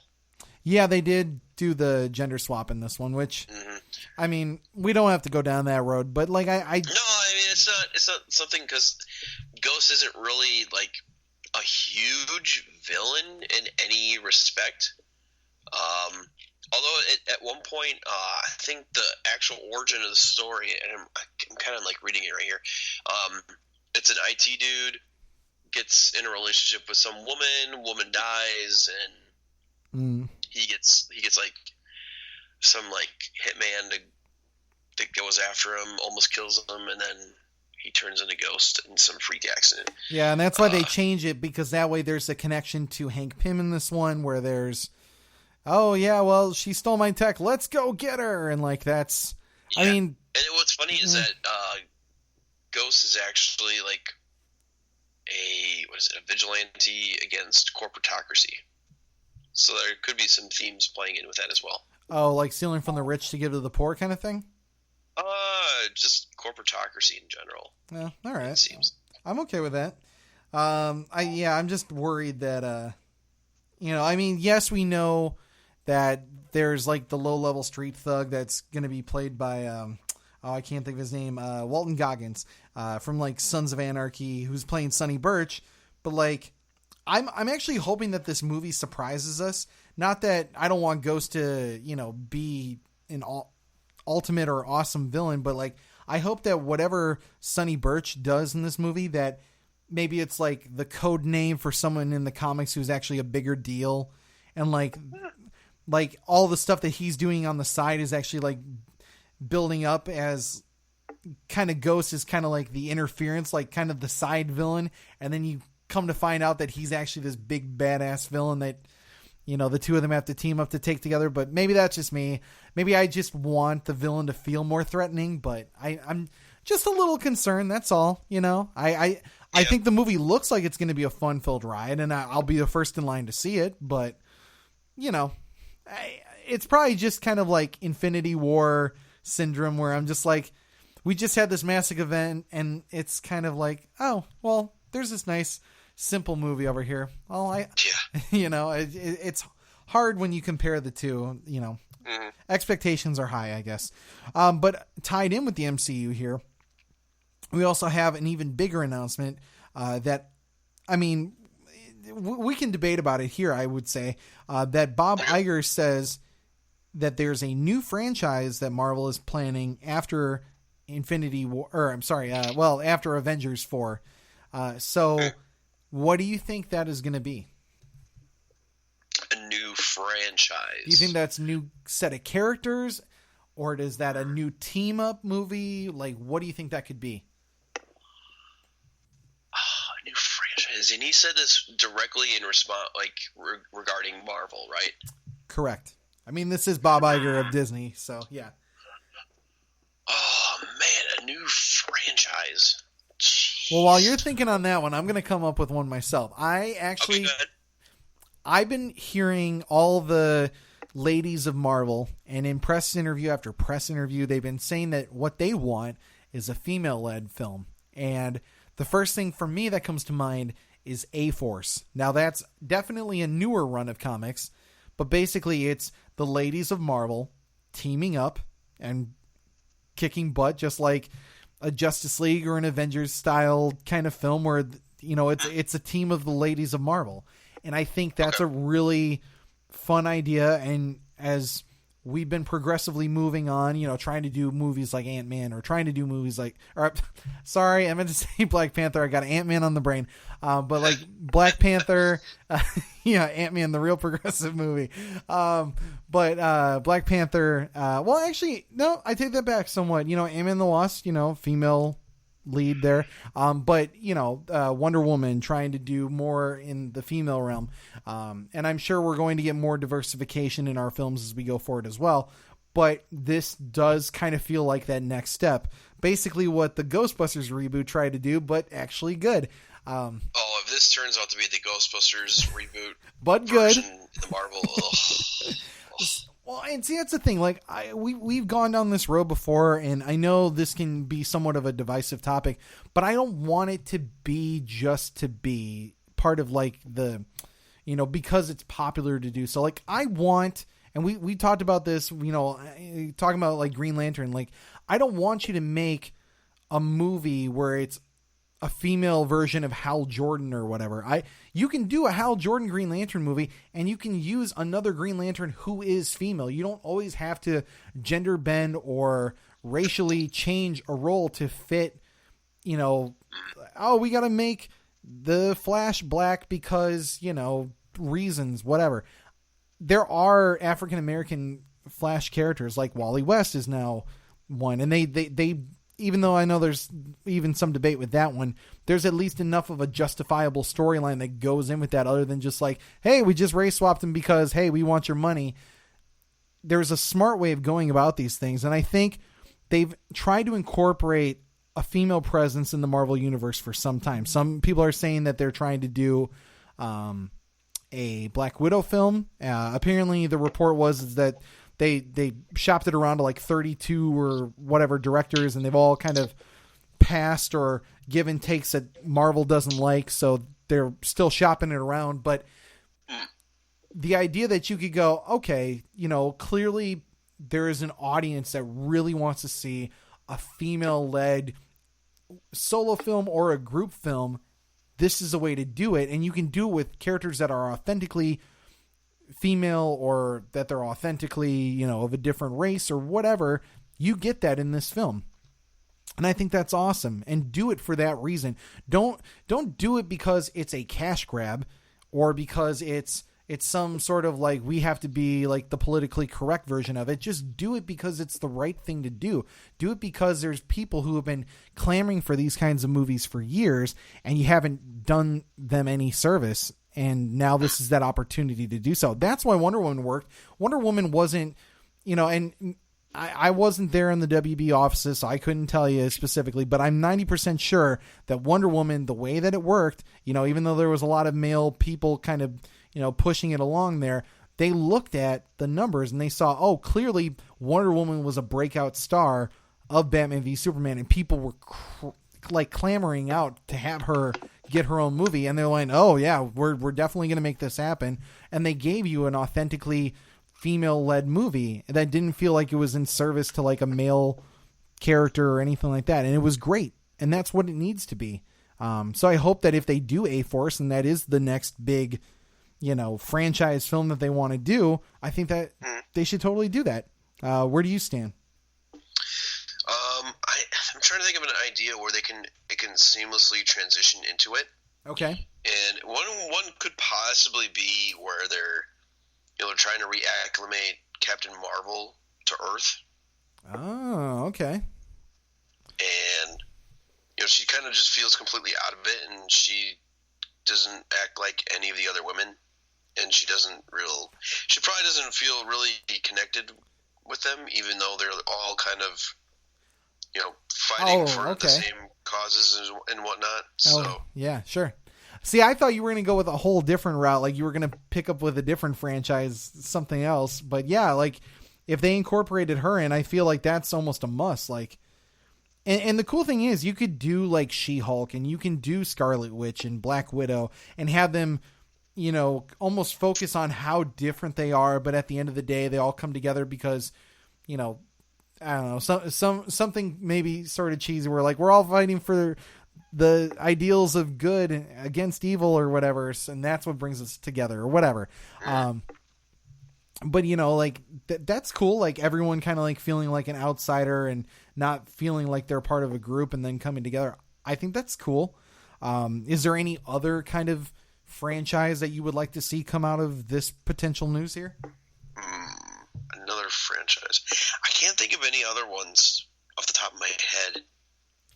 See, I would almost like a new Avengers or maybe like Avengers West Coast where they take it, you know. And I'm not saying I kept hearing that from people I know that live in the West Coast, and some of them I was a little worried about that they had never actually read the West Coast Avengers, which had some interesting adventures. I'm not going to lie. They weren't the greatest team, but if I recall correctly, the West Coast Avengers had Wonder Man, which I still want my Wonder Man movie, and I'm wondering when they're going to, you know, pull that trigger and finally cast Nathan Fillion in the role that they should have done in Guardians of the Galaxy Volume 2. Because you know about that, right? I think we talked about it to some extent. Yeah? I remember it, but I don't remember talking about it. So in Guardians of the Galaxy Volume 2, they made a whole bunch of posters that they were supposed to just flash by that were supposed to have Wonder Man's, you know, human alter ego or whatever, Simon, and like Simon is basically a movie star on Earth and all that stuff. So it was a bunch of posters for movies that were never going to happen. Like one was Nathan Fillion with this kind of like aw shucks look on his face, and the movie was titled Oh Rebecca, and like just totally ridiculous and just what you'd expect from James Gunn. And I really wanted to see something come of that, and I think they scrapped it for time is what we originally reported. So yeah, it would have been cool to see, but do I think they're going to make a franchise out of Wonder Man? Probably not. But new Avengers or West Coast Avengers would be kind of interesting. So I'd be down with that. Yeah. Or if nothing else, it could just mean that they're saying like, we're going to have a new set of Avengers movies that have Spider-Man leading the troop. Maybe. That could be too. Yeah. So anyways, let's cut from Marvel here and move on to DC. So for DC at the number 3 talk here, we have some TV talk. And in the TV talk here, we have Titans, the show that we keep talking about. We keep getting more and more names as pretty much each week goes by. And I think my favorite thing is that it seems like they're giving more of the comic book kind of cast. Now, granted, the Doom Patrol is a little extra, if you will, because they interact with the Teen Titans, but they're not like core members. But my favorite thing, though, is that they actually cast Wonder Girl now. And Connor Leslie is the one that they've cast. I don't know a great deal of her work, but like the fact that they've got someone who not only looks like Wonder Girl, but the fact that they've added Wonder Girl, who to me was always part of the true Teen Titans, not the cartoon and all these different variations. Like she was always like an original member in my mind. So the fact that they've added her into the cast of this already massive production that they've created has me just genuinely excited. They also added 2 more episode titles. I think one was just alluding to the fact that it's their first introduction to her, and then the other one I think was something that was hard to decipher. I can't remember, but it looks like they're going to have a pretty hefty season when it drops in what I assume is going to be the fall. But they're almost done shooting the thing, and I think Titans will be... Yeah, I think they're going to be fully wrapped with production by the end of this month. So, are you excited for Titans? I don't know if I got your reaction on this show yet. Seeing that I don't really know much about Titans, it might be a good jumping in point. Yeah. Depending if they go with the origin story kind of route, that would work. You know what we did? Because you said that the last time we talked about it, because we were talking about the episode. Really? Yeah, because we did the episode breakdown where we were like, okay, here's the one where they might introduce Beast Boy and da-da-da-da-da. And you're like, yeah, if they talk about them and they break down each character, yeah, so we did talk about this. Consistent thoughts. Okay, all right. So, yeah. So Brad's clearly not making this up because he said it before. As we move on here with TV Talk, I just wanted to say quickly, if you're not watching Krypton, Gotham, or Arrow, you're missing 3 of the best DC TV shows on TV right now. Or maybe some of the best television that there is on TV. Then again, I don't watch like Scandal or any of those Shonda Rhimes kind of TV shows, so I couldn't tell you about those. But I am totally invested in Krypton. There are some times where with that show, I'm just thinking, I'm not sure where they're going here, and then they kind of flip what you know, and that's what's made Krypton so good. Is it could just be this by the book kind of like, okay, Brainiac's coming, how do we stop Brainiac? But they keep throwing in all these little like hiccups and kind of like jumps in time that are throwing off like what the timeline's supposed to be, and they're altering that course. So it's almost like in a lot of ways, do you remember when I think it was season 2 of Flash, they do the Flashpoint arc where it's like, here's, you know, your projected timeline that you're supposed to go on, and then here's that curve outside of it. Now this is what we're on right now.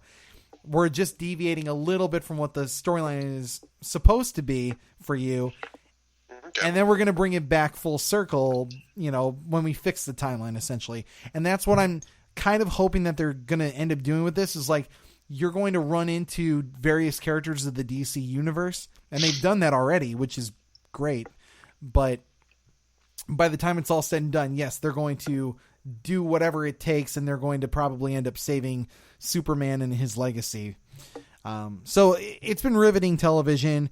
The characters that they've introduced, which I don't want to spoil all of them, have been very interesting, because some I'm seeing a second chance for, and others, well, I guess I'd say I wishing I'd see a little less of, but I won't go into detail about those. But it's been a very interesting show, and I'm more hooked than I ever thought I would be. And as for Gotham, if you're not watching Gotham, I don't know what you're watching, but I don't know if you like superhero stuff, because Gotham has been so good. The last episode that they did, it's all revolving around the Jeremiah Jerome thing right now, and like, you know, like who's the Joker and all that stuff. And what they do was one of my favorite moments from television, even though, you know, maybe in hindsight after the reveal comes out, it felt like, oh yeah, I should have seen that coming. But like my Facebook feed with like friends and all that stuff, they were even like, oh my gosh, can't believe what just happened. And even some of our Twitter conversations were of the same, like, holy crap, I can't believe they did this, and this was great, and man, I can't wait to see what they do next. And I think we're like an episode or 2 away from the finale, which is supposed to even reset the events of Gotham in a sense, according to the producers, so that when I think it's season 5, when they come back in the fall, it's supposed to be more of like a Batman centric story. So I cannot wait. I have been riveted. I think pretty much ever since they came back from the mid-season break. And on a side note, I was looking at the Gotham like Twitter page, and there's a thing where you can vote. And the one thing, and I've talked about this before, that has been my concern, if there really was a concern about this season of Gotham, is the way that they've handled Butch / Solomon Grundy. And they were even asking fans, do you really like Butch being Butch, or do you like him as Solomon Grundy? And I was like, Solomon Grundy, like I clicked it a million times. Because that really has been the only hiccup in this entire season. But it's such a small point in the whole show that it feels very minute and only like a big deal for someone like me who really likes Solomon Grundy. But I cannot stress how much I am loving Gotham, and I feel like I'm going to oversell it to a point now where anyone who watches it now is going to be like, oh, it's not that good, but I am loving this show. And then Arrow has been fantastic too. There should be an episode on by the time this our episode airs of this, and I think it's going to get to a really interesting place, because I don't want to spoil it, because I know Brad, you especially are not there yet, but let's just say if you remember my complaints about Black Canary back, I think about 2 seasons ago when she died, I think they're doing something that will not completely fix, but fix it in a way where I can go, you know what? Fine. I'm okay with this. And they've been slowly building it up this whole season where that aspect is coming back into play, where we might see her in some capacity. And the fact that Richard Dragon has been such a good villain and so unlike the ones we've seen in the past. What I've said, like he just seems to be outmatching Oliver at every step of the way. And that little prequel-ish introduction to him in that one episode that they gave him was just such a good, like, understanding of who that character is and why he ticks, that I was just like, you know what? I am totally in. I was worried about this guy at first, but now I know why I should care about this big baddie of season 5. Which I can't believe we're this many seasons into the show. I mean, and then there's going to be, or wait, maybe we're in season 6. I can't even remember. I'm pretty sure it's 6. Yeah, I think we're in 6 now that I think about it. Yeah, because 7 is next season. So, yes, 1 + 1 is 2. Yeah, I gotta say, like, those are the shows that should definitely be watched if you guys are even mildly interested in DC TV. On the other hand, we have a show that I think we were kind of in agreement maybe people shouldn't check out, and that is Metropolis, the show that was reportedly coming to the DC universe before it was even titled that. The show was supposed to center around Lois Lane and Lex Luthor and kind of dealing in pseudo paranormal activity of sorts kind of science experiments gone awry and that sort of thing that were happening in Metropolis before the introduction of Superman into that world. And the concept is interesting, and I would love to see what they would have done in terms of, well, yeah, you could do Parasite, or you could do, maybe how Mr. Spidlick messes with Lois Lane or Lex Luthor. But I think a lot of comic book fans and purists would take issue with the fact, like, why is this interesting without Superman there? Because most of these interactions and why these things are important are because of Superman's involvement, especially his interaction with Lex Luthor. So I can understand the complaints, and I have them myself, but it turns out that it's being redeveloped, quote unquote. So we might never see this show. Yeah, keyword, we're not going to see it for a while. Let me ask you this. If done differently, or if given a lot of time to work on it, do you think that a show like that has the potential to be something good? Honestly, it sounds like a 1 season and done kind of thing. Yeah, I'm kind of with you on that too. Like, my hope is that if they do decide to bring this back, they go, okay, we're going to do this, but we're going to have it be like almost like a different telling of Smallville without Smallville being like part of canon or whatever. Like the idea that you could have it go from Clark exists, he is still Superman, but he gets his first footing in the big city, like in trying to navigate, like it would be almost more of him on a day-to-day basis at the newspaper, trying to navigate through the Daily Planet, all that stuff. And like with each episode, he kind of grows into his powers a little bit, because he only has like this vague understanding of his abilities on the Kent farm back in Smallville. But his parents were always telling him, oh, you can't use your powers because it's this or whatever. And you could almost address it like the kid going off to college kind of story, where it's, oh, now my parents aren't around, I'm going to, find out, who my true self is and that sort of thing. And then you could have Lois kind of almost know his secret or not know his secret or something like that. And then maybe have Lex be an old friend that keeps it all connected. You could do something cool like that, but without Superman in the mix, I'm just worried that series would not do well. And that's really what it boils down to in my mind. Is Lois Lane really that interesting away from Superman? Oh yeah, absolutely. I mean, I'm asking an honest question. I mean, honestly, they've even had comic book runs that were just Lois Lane. She was that popular of a character. Like, yeah, there was like Lois Lane becomes Superwoman, I think, at one point in the comics. You know, I mean, Jimmy Olsen actually has debatably better storylines than Lois Lane does, because there was even the Jack Kirby, you know, Superman's pal Jimmy Olsen, where he would like, you know, deal with Darkseid and things like that, and it was really trippy stuff and fun. Or it'd just be like him taking on like a talking gorilla, and it was a really weird time. And that comic book was when Superman was at his weirdest, I'd say.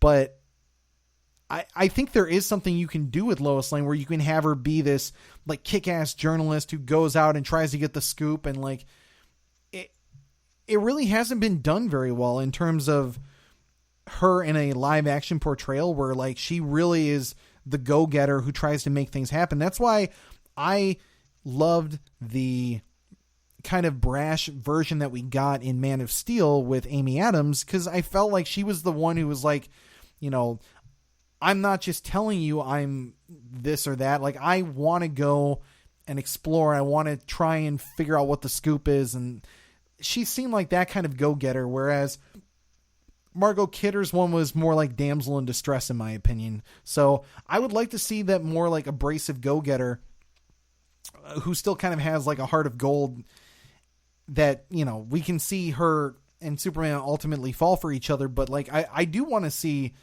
a more independent Lois Lane do her thing first before we get into this, like, you know, will they, won't they kind of, you know, superhero and Earthling love romance kind of thing. Sure. So we'll see. But if this show comes back, it's got to have Superman, in my opinion. So moving on from TV talk, though, at number 3, we've got a little movie that just kind of came up out of nowhere, and it's not a pun or anything like that. But Aquaman is getting a Lego movie, just like The Flash did earlier this year. I want to actually say a couple months ago even. And I kind of dismiss these like direct to DVD kind of adaptations, but these are just fun ones that Lego keeps putting out and DC keeps promoting. And the thing that has me the most excited, and why I threw it in at least at the number 3 talk, is the fact that for some reason, we don't have a full synopsis on it yet, but the Red Lantern Corps is taking on Atlantis, which is why Aquaman is being called up in this particular film version. I just love the idea that the Red Lanterns are fighting in Atlantis. I mean, that's just such an odd but random comic booky thing, and it gives another chance for more lanterns. So, I mean, that's right up my alley. Do you think that this is something, even if it is direct to DVD, like that you would check out? I would like to. I would still like to see the Lego Batman movie yet. Wait, did you say again, or have you not seen it all? I haven't seen it. Oh my gosh, I got the Blu-ray. I'm sending it to you when I come back to Wisconsin. Oh, yeah. Jesus. Yeah. I mean, yeah, I think like the Lego movies just seem they seem like funny and not like the dark tone that the DCEU had. Yeah. For 2 or 3 years. See, and again, going back kind of like to the Deadpool thing, I think that's what's so great about that Lego movie and the Teen Titans Go movie that I'm going to bring up later on in our talk here, is the fact that they do such a good job of going like, okay, clearly you were like, brooding, serious, we don't want brooding and serious. Now we're going to make fun of it and tell you like, hey, everything's fine.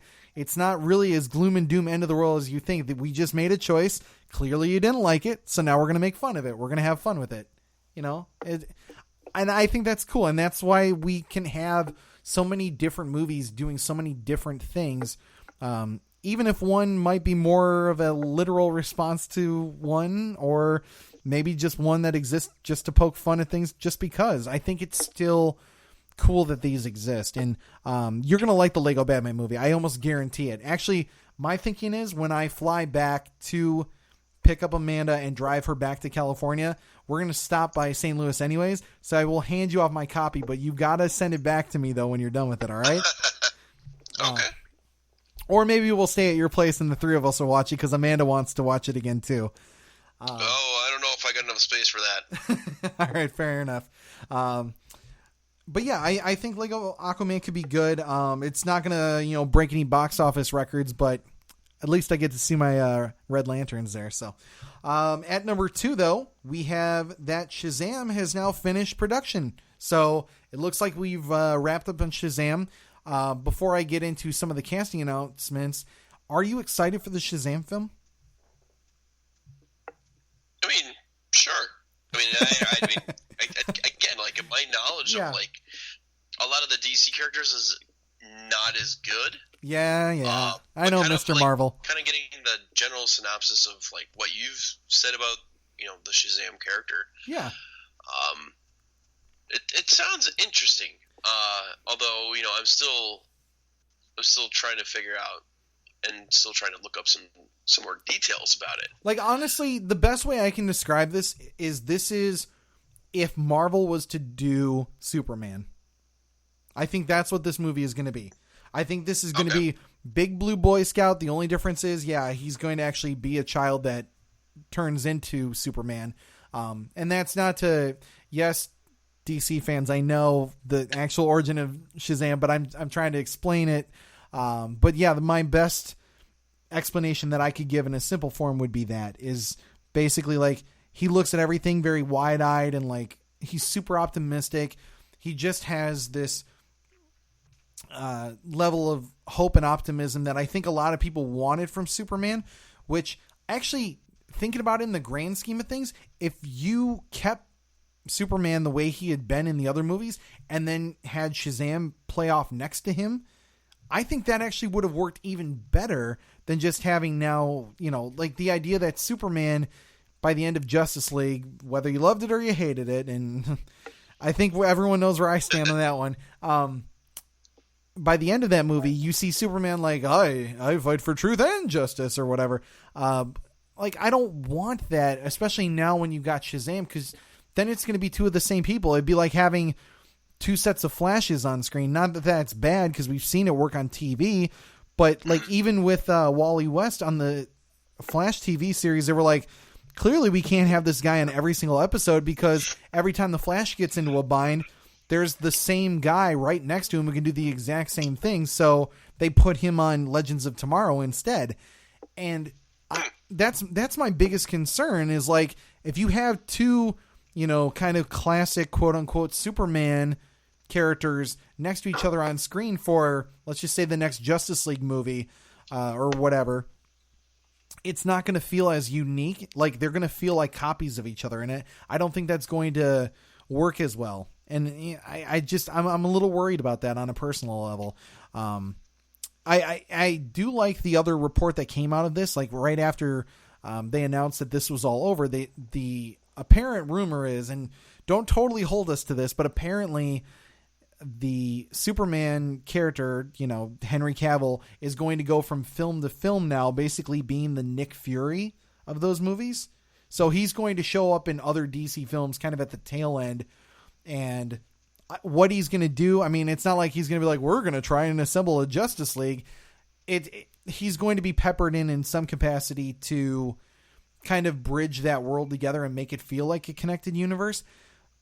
I like it in theory, but my problem is unlike the Avengers, those were to kind of build up to a point, and my concern is, what is Superman going to end up building these other characters up to? Unless they do, and hear me out on this one, a counteraction to what we saw at the end of Justice League, which debatably was probably the best part of that movie, which was Deathstroke and Lex coming together and being like, shouldn't we have a league of our own? And like, maybe Superman becomes that recruiter who's like, I know Lex is up to something and I'm going to need your help, and then fade to black. And I think that would be a cool way to do it. But I just don't want to see him in every single film like, hey, I'm Superman, I need your help with blah, blah, blah. And maybe a couple movies would be good, but really at the end of the day, and the post that we posted up this morning, which I was basically saying, we should have a Man of Steel 2 on our Twitter page.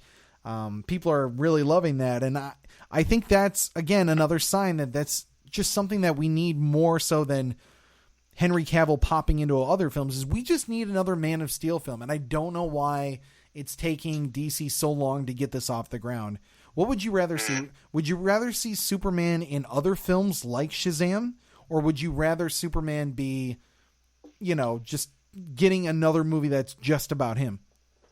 I mean, if they're just going to use Superman to recruit in other movies, I think that's just a waste. Yeah, and it can work in the sense of if you can keep the Superman that people like, which the Superman that at least the mass consensus seems to be is hopeful, optimistic, smiling, and big blue Boy Scout, that sort of thing. If you can do that and pepper him into all these films, you give the people what they want without having him throw a punch, which apparently people don't want that, which I think is not completely backwards, but I feel differently about that. I think he can be a combination of both. I think it can work. It concerns me when we talked about that on a report from last week, that the idea that DC always had in mind to do it as a 5-book chapter to tell Superman's arc, which was, hey, we'll give Superman a movie, then we'll tell Superman with someone else, and then we'll tell Superman with a bigger group of people, and then I think there was going to be another movie. I forget which one that one was going to be. And then we're going to have another Justice League movie, which is another Superman story. And that's how they were going to tell Superman, was not, hey, we should give Superman the sequel he deserves so we can individually develop these characters, which is, again, what I say Marvel should have been doing or they should have been doing the Marvel way in the first place. Instead, they decided, let's just team everyone up as quick as possible. And that really is what has hurt their universe. Just take your time, make an individual Shazam film, make one that's all about Aquaman or all about Flash or whoever, and then build to this big event movie where they're, coming against the Legion of Doom or against Darkseid or whoever, and people will go. You'll put butts in the seats if you take your time and build to it. But ultimately, though, if he's in Shazam, I'm happy because it's more Henry Cavill, and I want to see more Superman that isn't a terribly mustachioed or lack thereof CGI nightmare that we got in Justice League. And hopefully something that kind of erases that terrible memory out of my head. But with Shazam, though, I'm genuinely excited because in reference to Justice League and all that stuff, we've had a failed Justice League, the George Miller one, the Justice League Mortal movie that was supposed to have happened.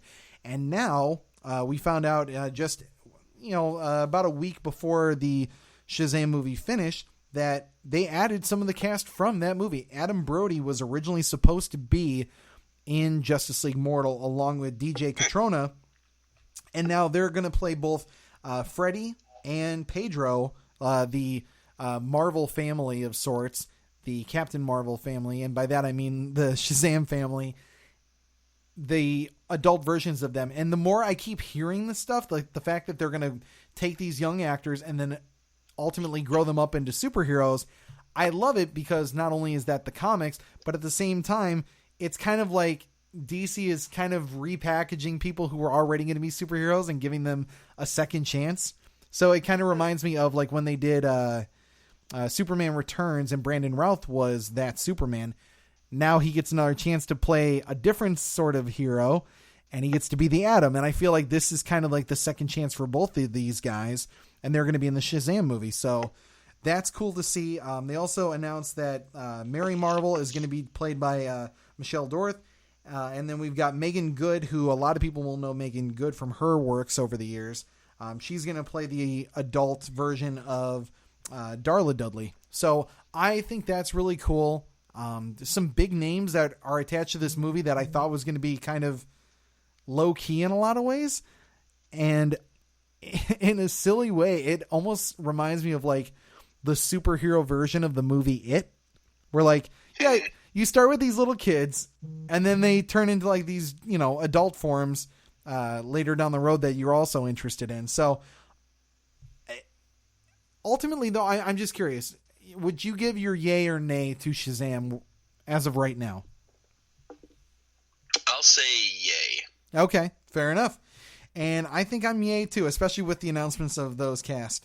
I just hope that the movie isn't too littered with like it's too busy of a film that people can't, like, I don't want it to Spider-Man 3, you know what I mean? Yeah. All right. So as we move on to our number 1 here, we have the trailer for Teen Titans. The Teen Titans Go to the Movies, which we've talked about to some capacity. Now, I was worried with the first trailer, because the first trailer was like, there's this big like bubble creature or whatever, and then they poke it in the butt and he made a fart noise or whatever. And I was like, oh boy, what are they doing? And I know that it's intentionally targeted at kids. And then they released this new trailer, which had all sorts of new stuff, including, we were talking with the whole, Wonder Man part where they should have had him in Guardians of the Galaxy 2 and the movie posters in the background. They actually do something to that extent with this trailer, and they show a bunch of movie posters in the background, which were making fun of, I think it was like Batman versus Joker, Dawn of Boredom. There was a bunch of other stupid little ones in there too, where it's just making fun of DC properties and like things that they had clearly done to people's or disapproval or whatever. And I really got a kick out of it. And then they get to the very end, and then they do one of the most meta things ever, I would say, which is they reference Deathstroke as Deadpool, which is truthfully what Deadpool was fashioned as a response to Deathstroke. So they're like, oh, no, you're clearly Deadpool, right? And then he's like, no, I am Slade, played by Will Arnett. And I just, like, they added a little bit of a serious attitude to a movie that I was worried was just going to be a bunch of, like, kindergartner jokes. And it seems like it's going to work. And it feels very self-aware. Almost like if you did, like a PG-13 cartoonish version of Deadpool, in a sense. I say PG-13 because obviously like the jokes are pulled back, but like there's a lot of inside stuff for people who love comics, so that if you're adult and you're either going with like a girlfriend or you're going with kids or whatever, there's something for you to enjoy about this movie too, especially if you love comics or even the film properties. And the kids are going to love this too. I think this movie looks really silly, but really funny at the same time. So I'm in for it now. I think this will probably be a movie that gets me sucked into more lighthearted DC fare, if you will, much like we were saying with Lego Batman did. So, also a little thing to tag on with that, just finding this out this week, Jimmy Kimmel is going to play Batman in that movie. Do you think that's a good casting? The connection to him and Ben Affleck, I think, is funny. But yeah, I'd say it'd be pretty funny. I don't know is that going a little bit more of the kind of Lego movie route then in tone, I guess. Sort of. I would say, I'm trying to think of the other one that comes to mind. There was another. Yeah, I guess it would be like if you took Lego Batman and mixed it with Batman Brave and the Bold. Oh, okay. Did you ever watch that cartoon series? No. I think I was telling you about this last week, but basically that was the one where Diedrich Bader did the voice of Batman. And okay. Aquaman was in it as like his best friend or something to that effect. And it was very like what I've talked about before, the kind of golden and silver age kind of heroes where they puff out the chest and like, I'll save the day. Like, so it's kind of like that in a lot of ways. But yeah, like you mix it with kind of like the tone of that Lego Batman movie, which it's hard to say because you haven't seen either one of those. So I'll start by getting you to see Lego Batman first and see what you think of that before I get you to go and see Teen Titans Go. But I think Teen Titans Go to the Movies is shaping up to be a movie that I actually want to see now. I was about to swear it off when they made Green Lantern into a rapper. Or played by a rapper. He doesn't actually rap, and it's not. Yeah, anyways, so I think that's a good place to cut here for a quick commercial break, and we will be right back to talk about DC Universe. Now here's something we hope hope you'll really like. This week's sponsor is Loot Crate. For less than $20 a month, Loot Crate gives the geek in you a special treat with each box. Loot Crate is a subscription box service with more than $40 worth of geek, gamer, pop culture gear, collectibles, apparel, etc. You'll have until the 19th at 9 p.m. Pacific to subscribe and receive this month's crate. And when the cutoff happens, that's it. It is over. So head to lootcrate.com/nerdrage and use the promo code NERDRAGE to get 10% off your crate today. And now, on with the show. And we're back. All right, well, let's talk about the DC universe. So what we've come to learn is that DC has the new streaming app, which is sounding better and better with each day, and I'm sure we'll be talking about it for weeks to come. But for this particular segment of the Big Talk, we're just going to talk about what we would like to see from the new DC universe. So for those who aren't fully aware, it's the new streaming app that DC has. It's going to apparently have 4 new shows, which is Swamp Thing, Titans, Harley Quinn, an animated series, and then the Young Justice Season 3, which is going to be coming over to the network after previously having been on Cartoon Network, which will be called Young Justice Outsiders. So we have those 4 kind of cemented there. Other talks and rumors include that there's going to be, much like Marvel Unlimited, they're going to have the comic book service. There's going to be some old shows, whether it's like the Max Fleischer cartoons of Superman or maybe some of the Filmation stuff from back in the day, or even more like modern shows like Smallville, or maybe even the 90s Flash series could be on there. But for this segment, because we're both pretty excited about what they have to offer, we're going to talk about some potential new ones that could end up showing up on the universe when it comes down the line here. So we're going to do a top 3 between Brad and myself and just talk about things that we would like to see join this greater DC universe as it comes out. So, Brad, I'll start off with you. At the number 3 slot, what would you like to see join the DC universe? So I followed the Injustice 2 video game a little bit. Yeah. And one of the heroes that I kind of thought was kind of cool was Dr. Fate. Okay. From what I know, Dr. Fate is kind of like a god or a demigod, one of the two. Godlike, yeah. I mean, I Godlike. would say his powers are maybe a half step above what you would see from Doctor Strange, but for Marvel fans, that's kind of on the same level, to put it simply. Okay. So, if he's kind of this kind of god character, I think what I would like to see in a TV show, if Dr. Fate was featured, right, it would be kind of a similar storyline of what we see happen to it's Dr. Manhattan in The Watchmen. Interesting. Okay. Where Dr. Fate maybe gets manipulated into doing something. Okay. And maybe it involves like his wife, possibly. Maybe something happens. Yeah, that'd be cool. A little romance to tie it all in. See, I'm with you on this. I think that would be a really cool concept, and it was one of the ones that I thought might make my list too. Oh, nice. He is such a good character, and my only concern it's kind of twofold. One is the fact that he wears the helmet constantly, and even like if you look at Deadpool right now, Deadpool, even in the commercials and the trailers and all that stuff, he's without his mask more so than I remember him ever being in the comics. So yeah. I think there's a part of like the verbiage and the physicality of that role that you need to kind of see the facial movement of it so that the audience can relate to that character more. And the problem is with Dr. Fate is that once he takes the helmet off, he's not controlled by the spirit of Nobu. It's like to put it simply, it's like this greater deity that possesses the helm that he wears.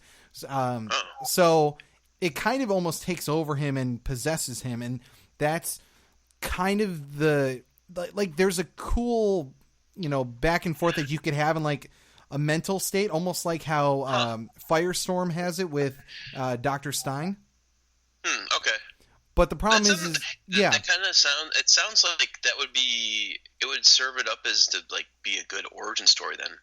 Oh, absolutely. If he finds this helmet that's possessed by a Nobu, I think you said, Maybe he like comes to understand it or learns to trust it, I guess. Yeah. Instead of being so skeptical of it. See, I almost think of him, like kind of what you're saying is he would be best suited for maybe a movie, in my opinion. And here's why I would say it is almost kind of like how they're doing Deadpool. I would almost try and fast track him towards a team, something like maybe like the Dark Universe, where it's, like the Justice League Dark that they'd rumored for a while. And you start off by giving him a solo movie where it's him kind of being his human self, and then he finds the helm, and then the helm gets maybe removed from him by whoever he's fighting. It could be any one of the mystical characters from the DC universe, frankly. But he loses the helm, and then only at the very end, after he goes on kind of like a quest to get the power back, he finally obtains it, destroys the bad guy, throws the helmet on, and, has to kind of commit to this life of semi-servitude to the power that is Nobu, because it basically takes over the user almost completely, so that, it's almost like a prison sentence, but you get to become a god in a sense. And it's kind of cool, but it's also kind of tragic in that way too. Actually, it's best showcased, in my opinion. There's a great episode of Justice League Unlimited that talks all about kind of like the struggle that he has to go through. Okay. Something like that I think would be cool. Yeah. So I'm with you on that. I'm not sure how they do it with the TV series, but greater minds than us that will probably come up with something. So yes, I would love that. For my number 3, I think it goes without saying, I would love a Green Lantern TV series. Oh, that's a surprise. Now, yeah, I know, right? I will say, I am probably going to be outside the norm on this one, and fans who have listened to us for quite some time will probably know where I kind of stand with all this. But I am the opposite of probably your average Green Lantern fan, in the sense that I know, love, and appreciate that, like the Green Lantern animated series or the movie, to a lot of people's positive remarks about those things, they did it in space. And for me, Green Lantern was the Silver Age character, Hal Jordan, being on Earth and dealing with the kind of the struggles that were happening in Coast City.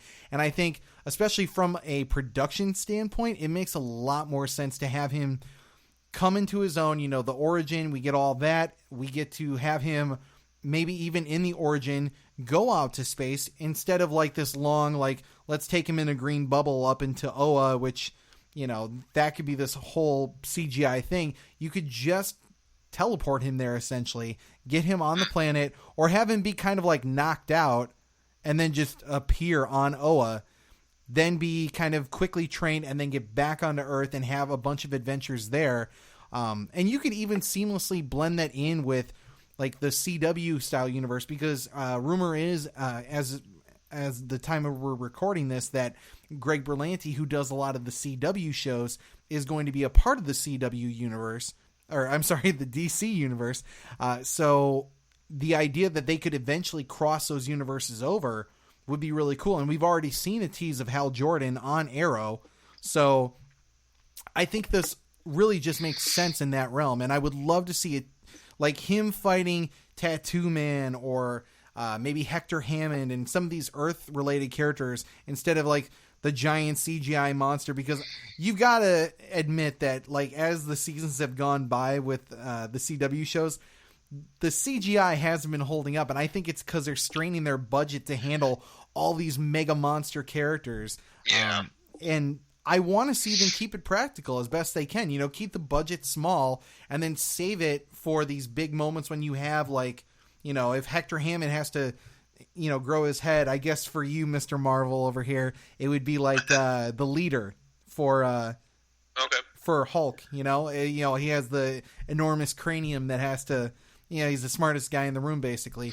So in that sense, I think it would probably be best served to keep him on Earth, with maybe like the occasional dogfight that happens up in the stratosphere, or maybe up in space for like the finale of the season, but you keep it relatively Earth-based, and that's where I would go with it. And then you could even tease the other Earth Lanterns too. You could have Kyle, you could have John, you could have even some of the newer ones like I'm trying to think of Jessica Cruz, and you could just keep peppering in new faces and old faces, and maybe even if they ever do like a parallel universe thing like with Flash, like you could do Brave and the Bold and have them interact with Alan Scott Green Lantern, who's the Golden Age one, which I mean, I could go all day with this, but I would just love to see it at the end of the day. So, would you want to watch Green Lantern on TV, or would you rather a movie?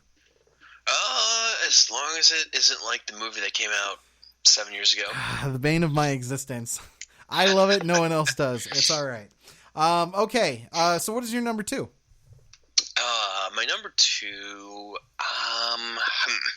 it kind of sucks because the next 2 are kind of intertwined with Batman. I could see that, yeah. The second one I picked and kind of thought about was Bane. Oh, okay. Yeah. I wanted to... Well, I thought about if they followed his roots as a lucha libre. Sure. And, you know, maybe how he starts to, like, become more of, like, hired muscle, and whatever he gets involved with takes him to Gotham, and then realizes, like, either that he's too far in over his head. Okay. You know, maybe, you know, they show us how the actual the venom that they use to, like, to pump him up. His superhuman strength. Yeah. It's developed, and how he kind of gets mixed up with that. And maybe also, like, maybe making Bane more of a sympathetic character rather than kind of the mindless, you know, Hulk that he is. Yeah. I mean, sometimes he's actually very, very smart in the comics, to be honest. Okay. The problem is everyone's interpretation of him really comes from this, you know, Batman and Robin version where he's basically like the dumb wrestler lackey to Poison Ivy, which really ruined his character for a lot of people until The Dark Knight Rises. So, yeah. Okay. But yeah, very smart. I actually kind of like this idea because, in a sense, you could almost have it be like this. Because, you know, with every show, there's some sort of underlying semi-political style message. You could even have it about, like, you know, the Mexican immigrant style kind of thing. And you could have some political undertones about, you know, like being outcast in this country and all that stuff. And it makes you kind of sympathetic to him. And I think structuring in the sense almost like Deathstroke or Deadshot, where he's basically a contract hitman kind of thing, or killer, or whatever you want to call it, but he does it maybe in a sympathetic way, to your point, where it's him maybe doing it so that he can like maybe he finds out that like a daughter of his or some sort of family member lives in Gotham, and the only way that he can get to the Americas is by taking on these jobs to build his way up through society and get to where he needs to get, which I could totally go for that. You know, granted, I don't normally classify Bane as a sympathetic character, but in the right context, I think anyone can be, because we've said it a million times before, like every villain is the hero of their own story. So if you paint him in the right way, he can still be doing terrible things, but also be kind of that guy that you go like,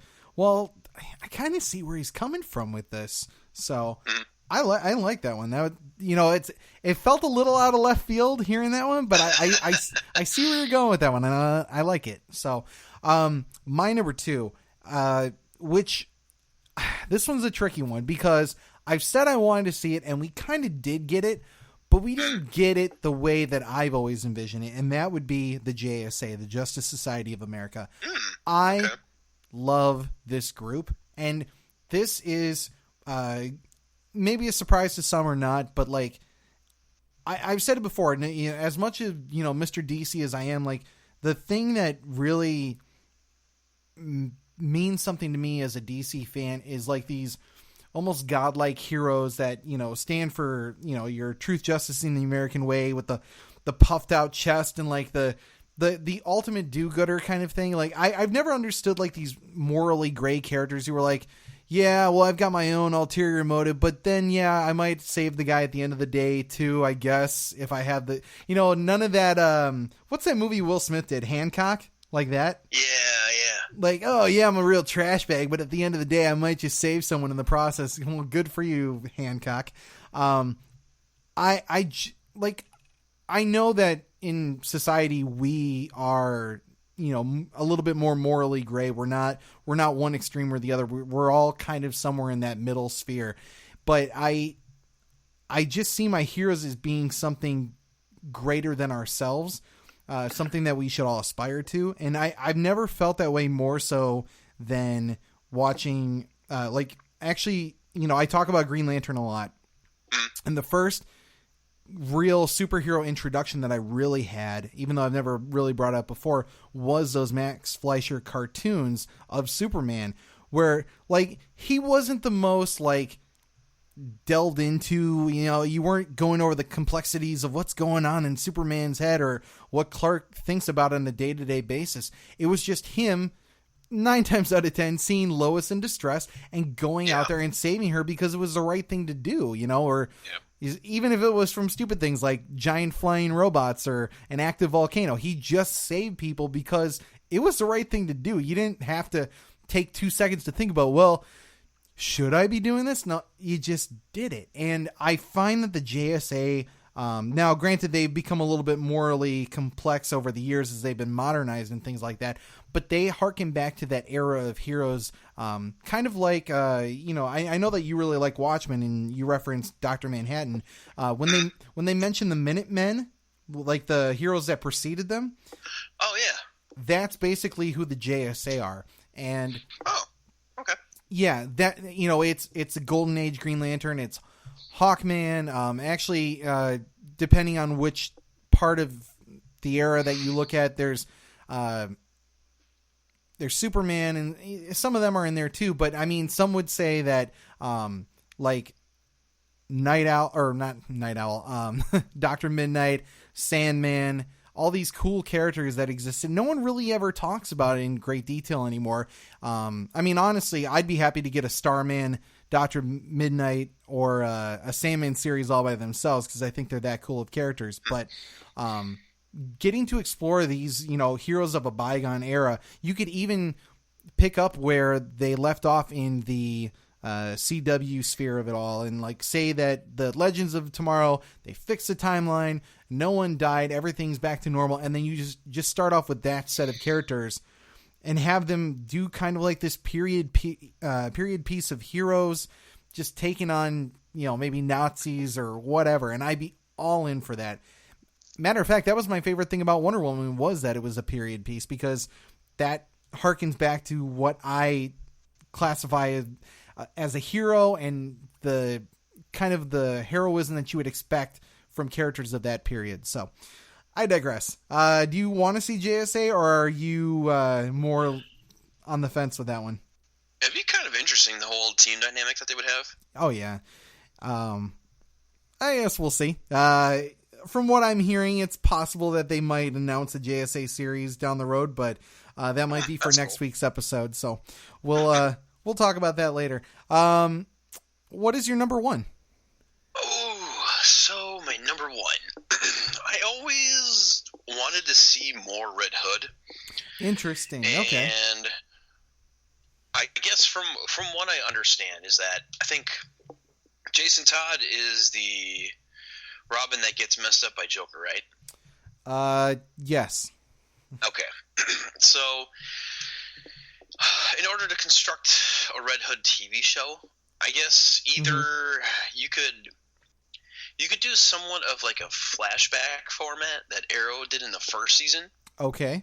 And kind of show like present day Red Hood and, all the kind of crazy stuff that he's doing that Batman really doesn't like. Yeah. And then you can like flash back to the events that happened when the Joker was torturing him. So you'd have this juxtaposition of current what Red Hood is doing now versus how he came to determine why he wanted to do this, why he wanted to become the Red Hood. Yeah. So who would your cast of characters be for this? I would definitely say Red Hood. For a TV show, mm-hmm. I don't know. I don't know if it would be hard to cast Batman or at least get the ability to use him. Well, there is the rumor that on Titans they're going to be flashing to Bruce Wayne or Batman in some capacity because the team is going to be meeting in his. I'm trying to remember. I think they said it's his loft. So they're going to be meeting in something Bruce Wayne related. So yeah. So let's go scenario A with Batman, and then scenario B without Batman. Okay. If Batman's in it, it would definitely be Batman. You would have I cannot remember who Nightwing is. I think it's probably Dick Grayson. Right? Yeah, it's Dick Grayson. It's always been Dick Grayson. Yeah. You'd have Dick Grayson, and then you would have the later iteration of Robin. You mean Tim? Tim Drake? Yes, Tim Drake.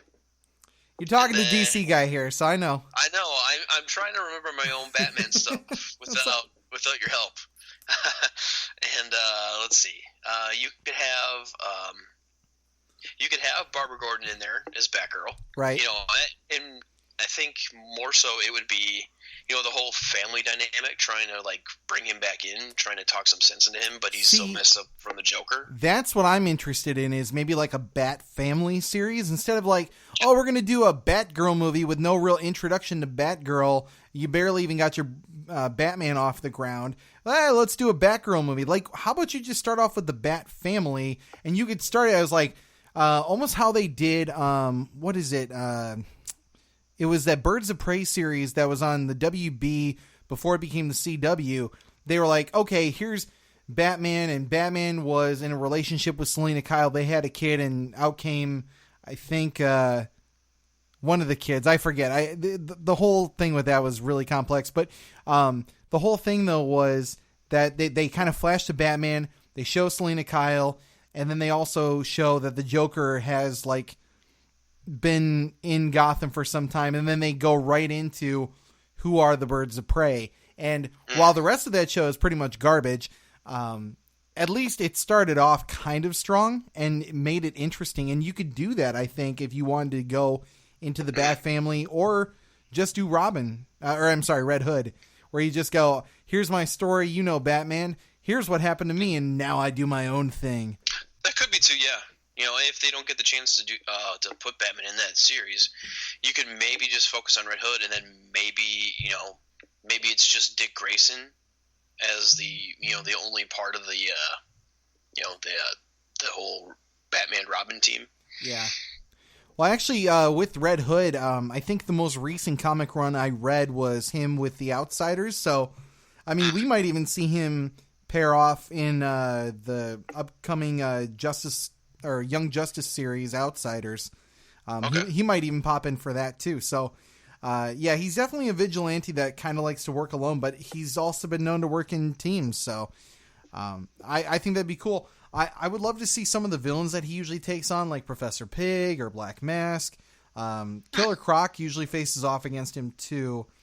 That would be tough for a CW, or not CW, the DC live service thing, especially with all the other shows they've got going on. I mean, with as well as they Croc could kind of be tricky, I'm sure, but Black Mask or Professor Pig, I mean, they're just dudes with masks on. We saw Professor Pig on Gotham this season. He was fantastically done.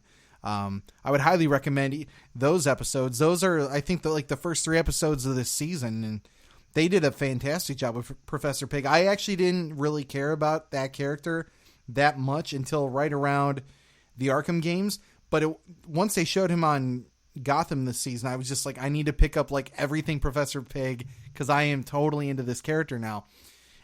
So yeah, I think if done right, the cool thing about Batman is you don't have to do this massive production budget unless you get into maybe the really fantastic elements of your Mr. Freeze or Poison Ivy kind of territory, where it's I need to have vines that take over all of Gotham City kind of thing, or I need to put another Ice Age or something like that, because that's what you want to do with Mr. Freeze or something like that. Whatever.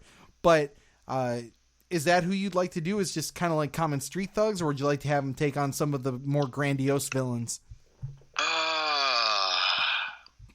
That's a little tough to say right now. You know, if they don't really have like the big budget for, you know, maybe putting in more villains, or maybe they can't do certain villains because of, you know, CGI issues. Yeah. You know, maybe they just go with like kind of lower level street thugs, and then you know, Black Mask is like maybe the big bad of the season, or, you know, Professor Pig or something. I like it. Okay. All right. On to my number one then. I am going to say something a little outside the box, and I think it would be a really cool idea if we tried to do something that was just very outside the box thinking with all of the DC universe, where it's not necessarily a bunch of connected tales, but it's stuff that exists outside the universe.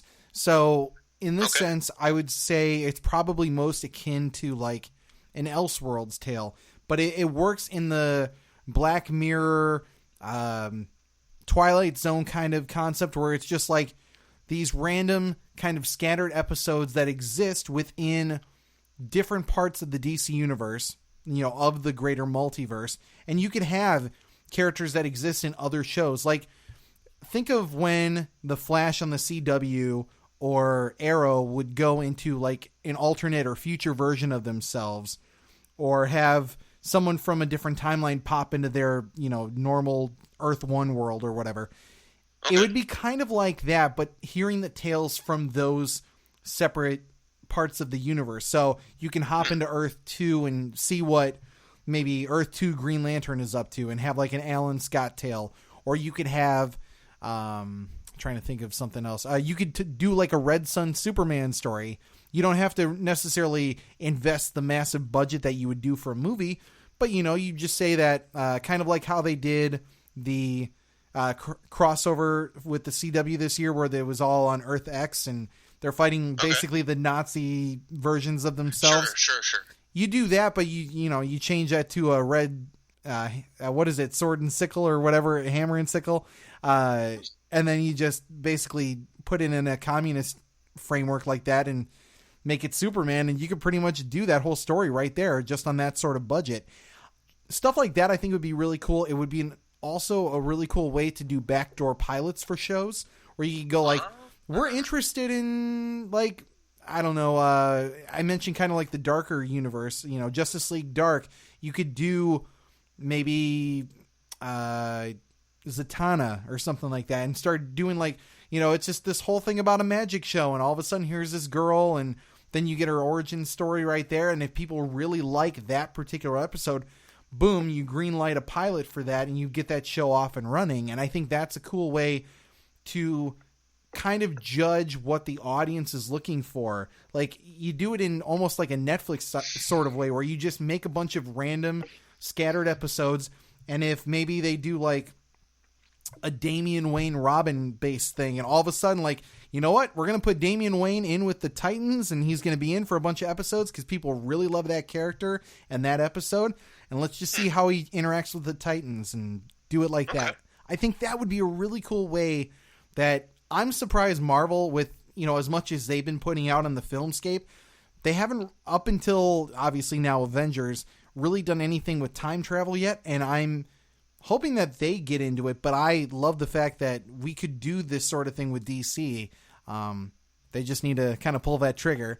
Because, I mean, they've, like I said, they dabbled into, you know, messing with time already, but nothing like what I'm talking about here, though. This would be on a whole nother level. So I think that would be a cool way to do it. So any thoughts on doing like an Elseworld show? Not really. Any sort of, like, if you could take scattered characters from the DC universe and make a one episode, like one shot of them, is there anyone that you'd particularly want to do? Well, maybe if we had, like,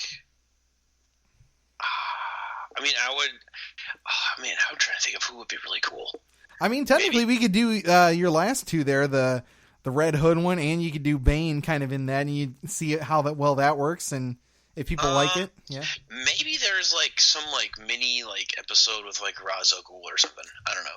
I'm not kidding you on this. I was just looking down at my phone for 2 seconds, and a picture of Ra's al Ghul popped up as you said that. I swear to God. Oh, that's really weird. That might be a sign of the future. And, you know, he's actually really well done on Gotham this season. So whatever they want to do, I get the feeling it's going to turn out to be really good. So we're looking forward to the DCU or DC Universe, and we look forward to talking more about it probably by the time the next episode rolls around in less than a week here. So we'll be back in 1 week to talk to you about all that stuff. I want to thank Brad, as always, for being on this episode. I want to thank you guys for listening at home. As always, you know, you can find us on nerdragepod.libsyn.com. You can find us on iTunes or pretty much anywhere podcasts are available. You should be able to find us. If you don't, send me a link. I'll be sure to get us up on there. I'm not even kidding about this, Brad. I was looking at getting us into that iHeartRadio and Spotify, which apparently that's a little trickier than some of the other ones we put ourselves on, but maybe soon. Maybe by the time you have that graphic design challenge I set out for you, Okay. Maybe we'll have something good by there. But yeah, I want to again say that we appreciate you guys with all the tweets and everything like that. It has been a fantastic week. We really hope you enjoyed the show. Please try and tell your friends about our Twitter pages, because it shows that you guys have been interacting with us there. On our Facebook, we got a whole bunch of likes over those photos that we posted up. So again, thank you guys for that. And I think that's pretty much it. So we will be back in less than a week, and we have a whole lot more to talk about. And I get the feeling a lot of it's going to be about DC this time around. So thank you very much, and you guys have a great week, and we'll see you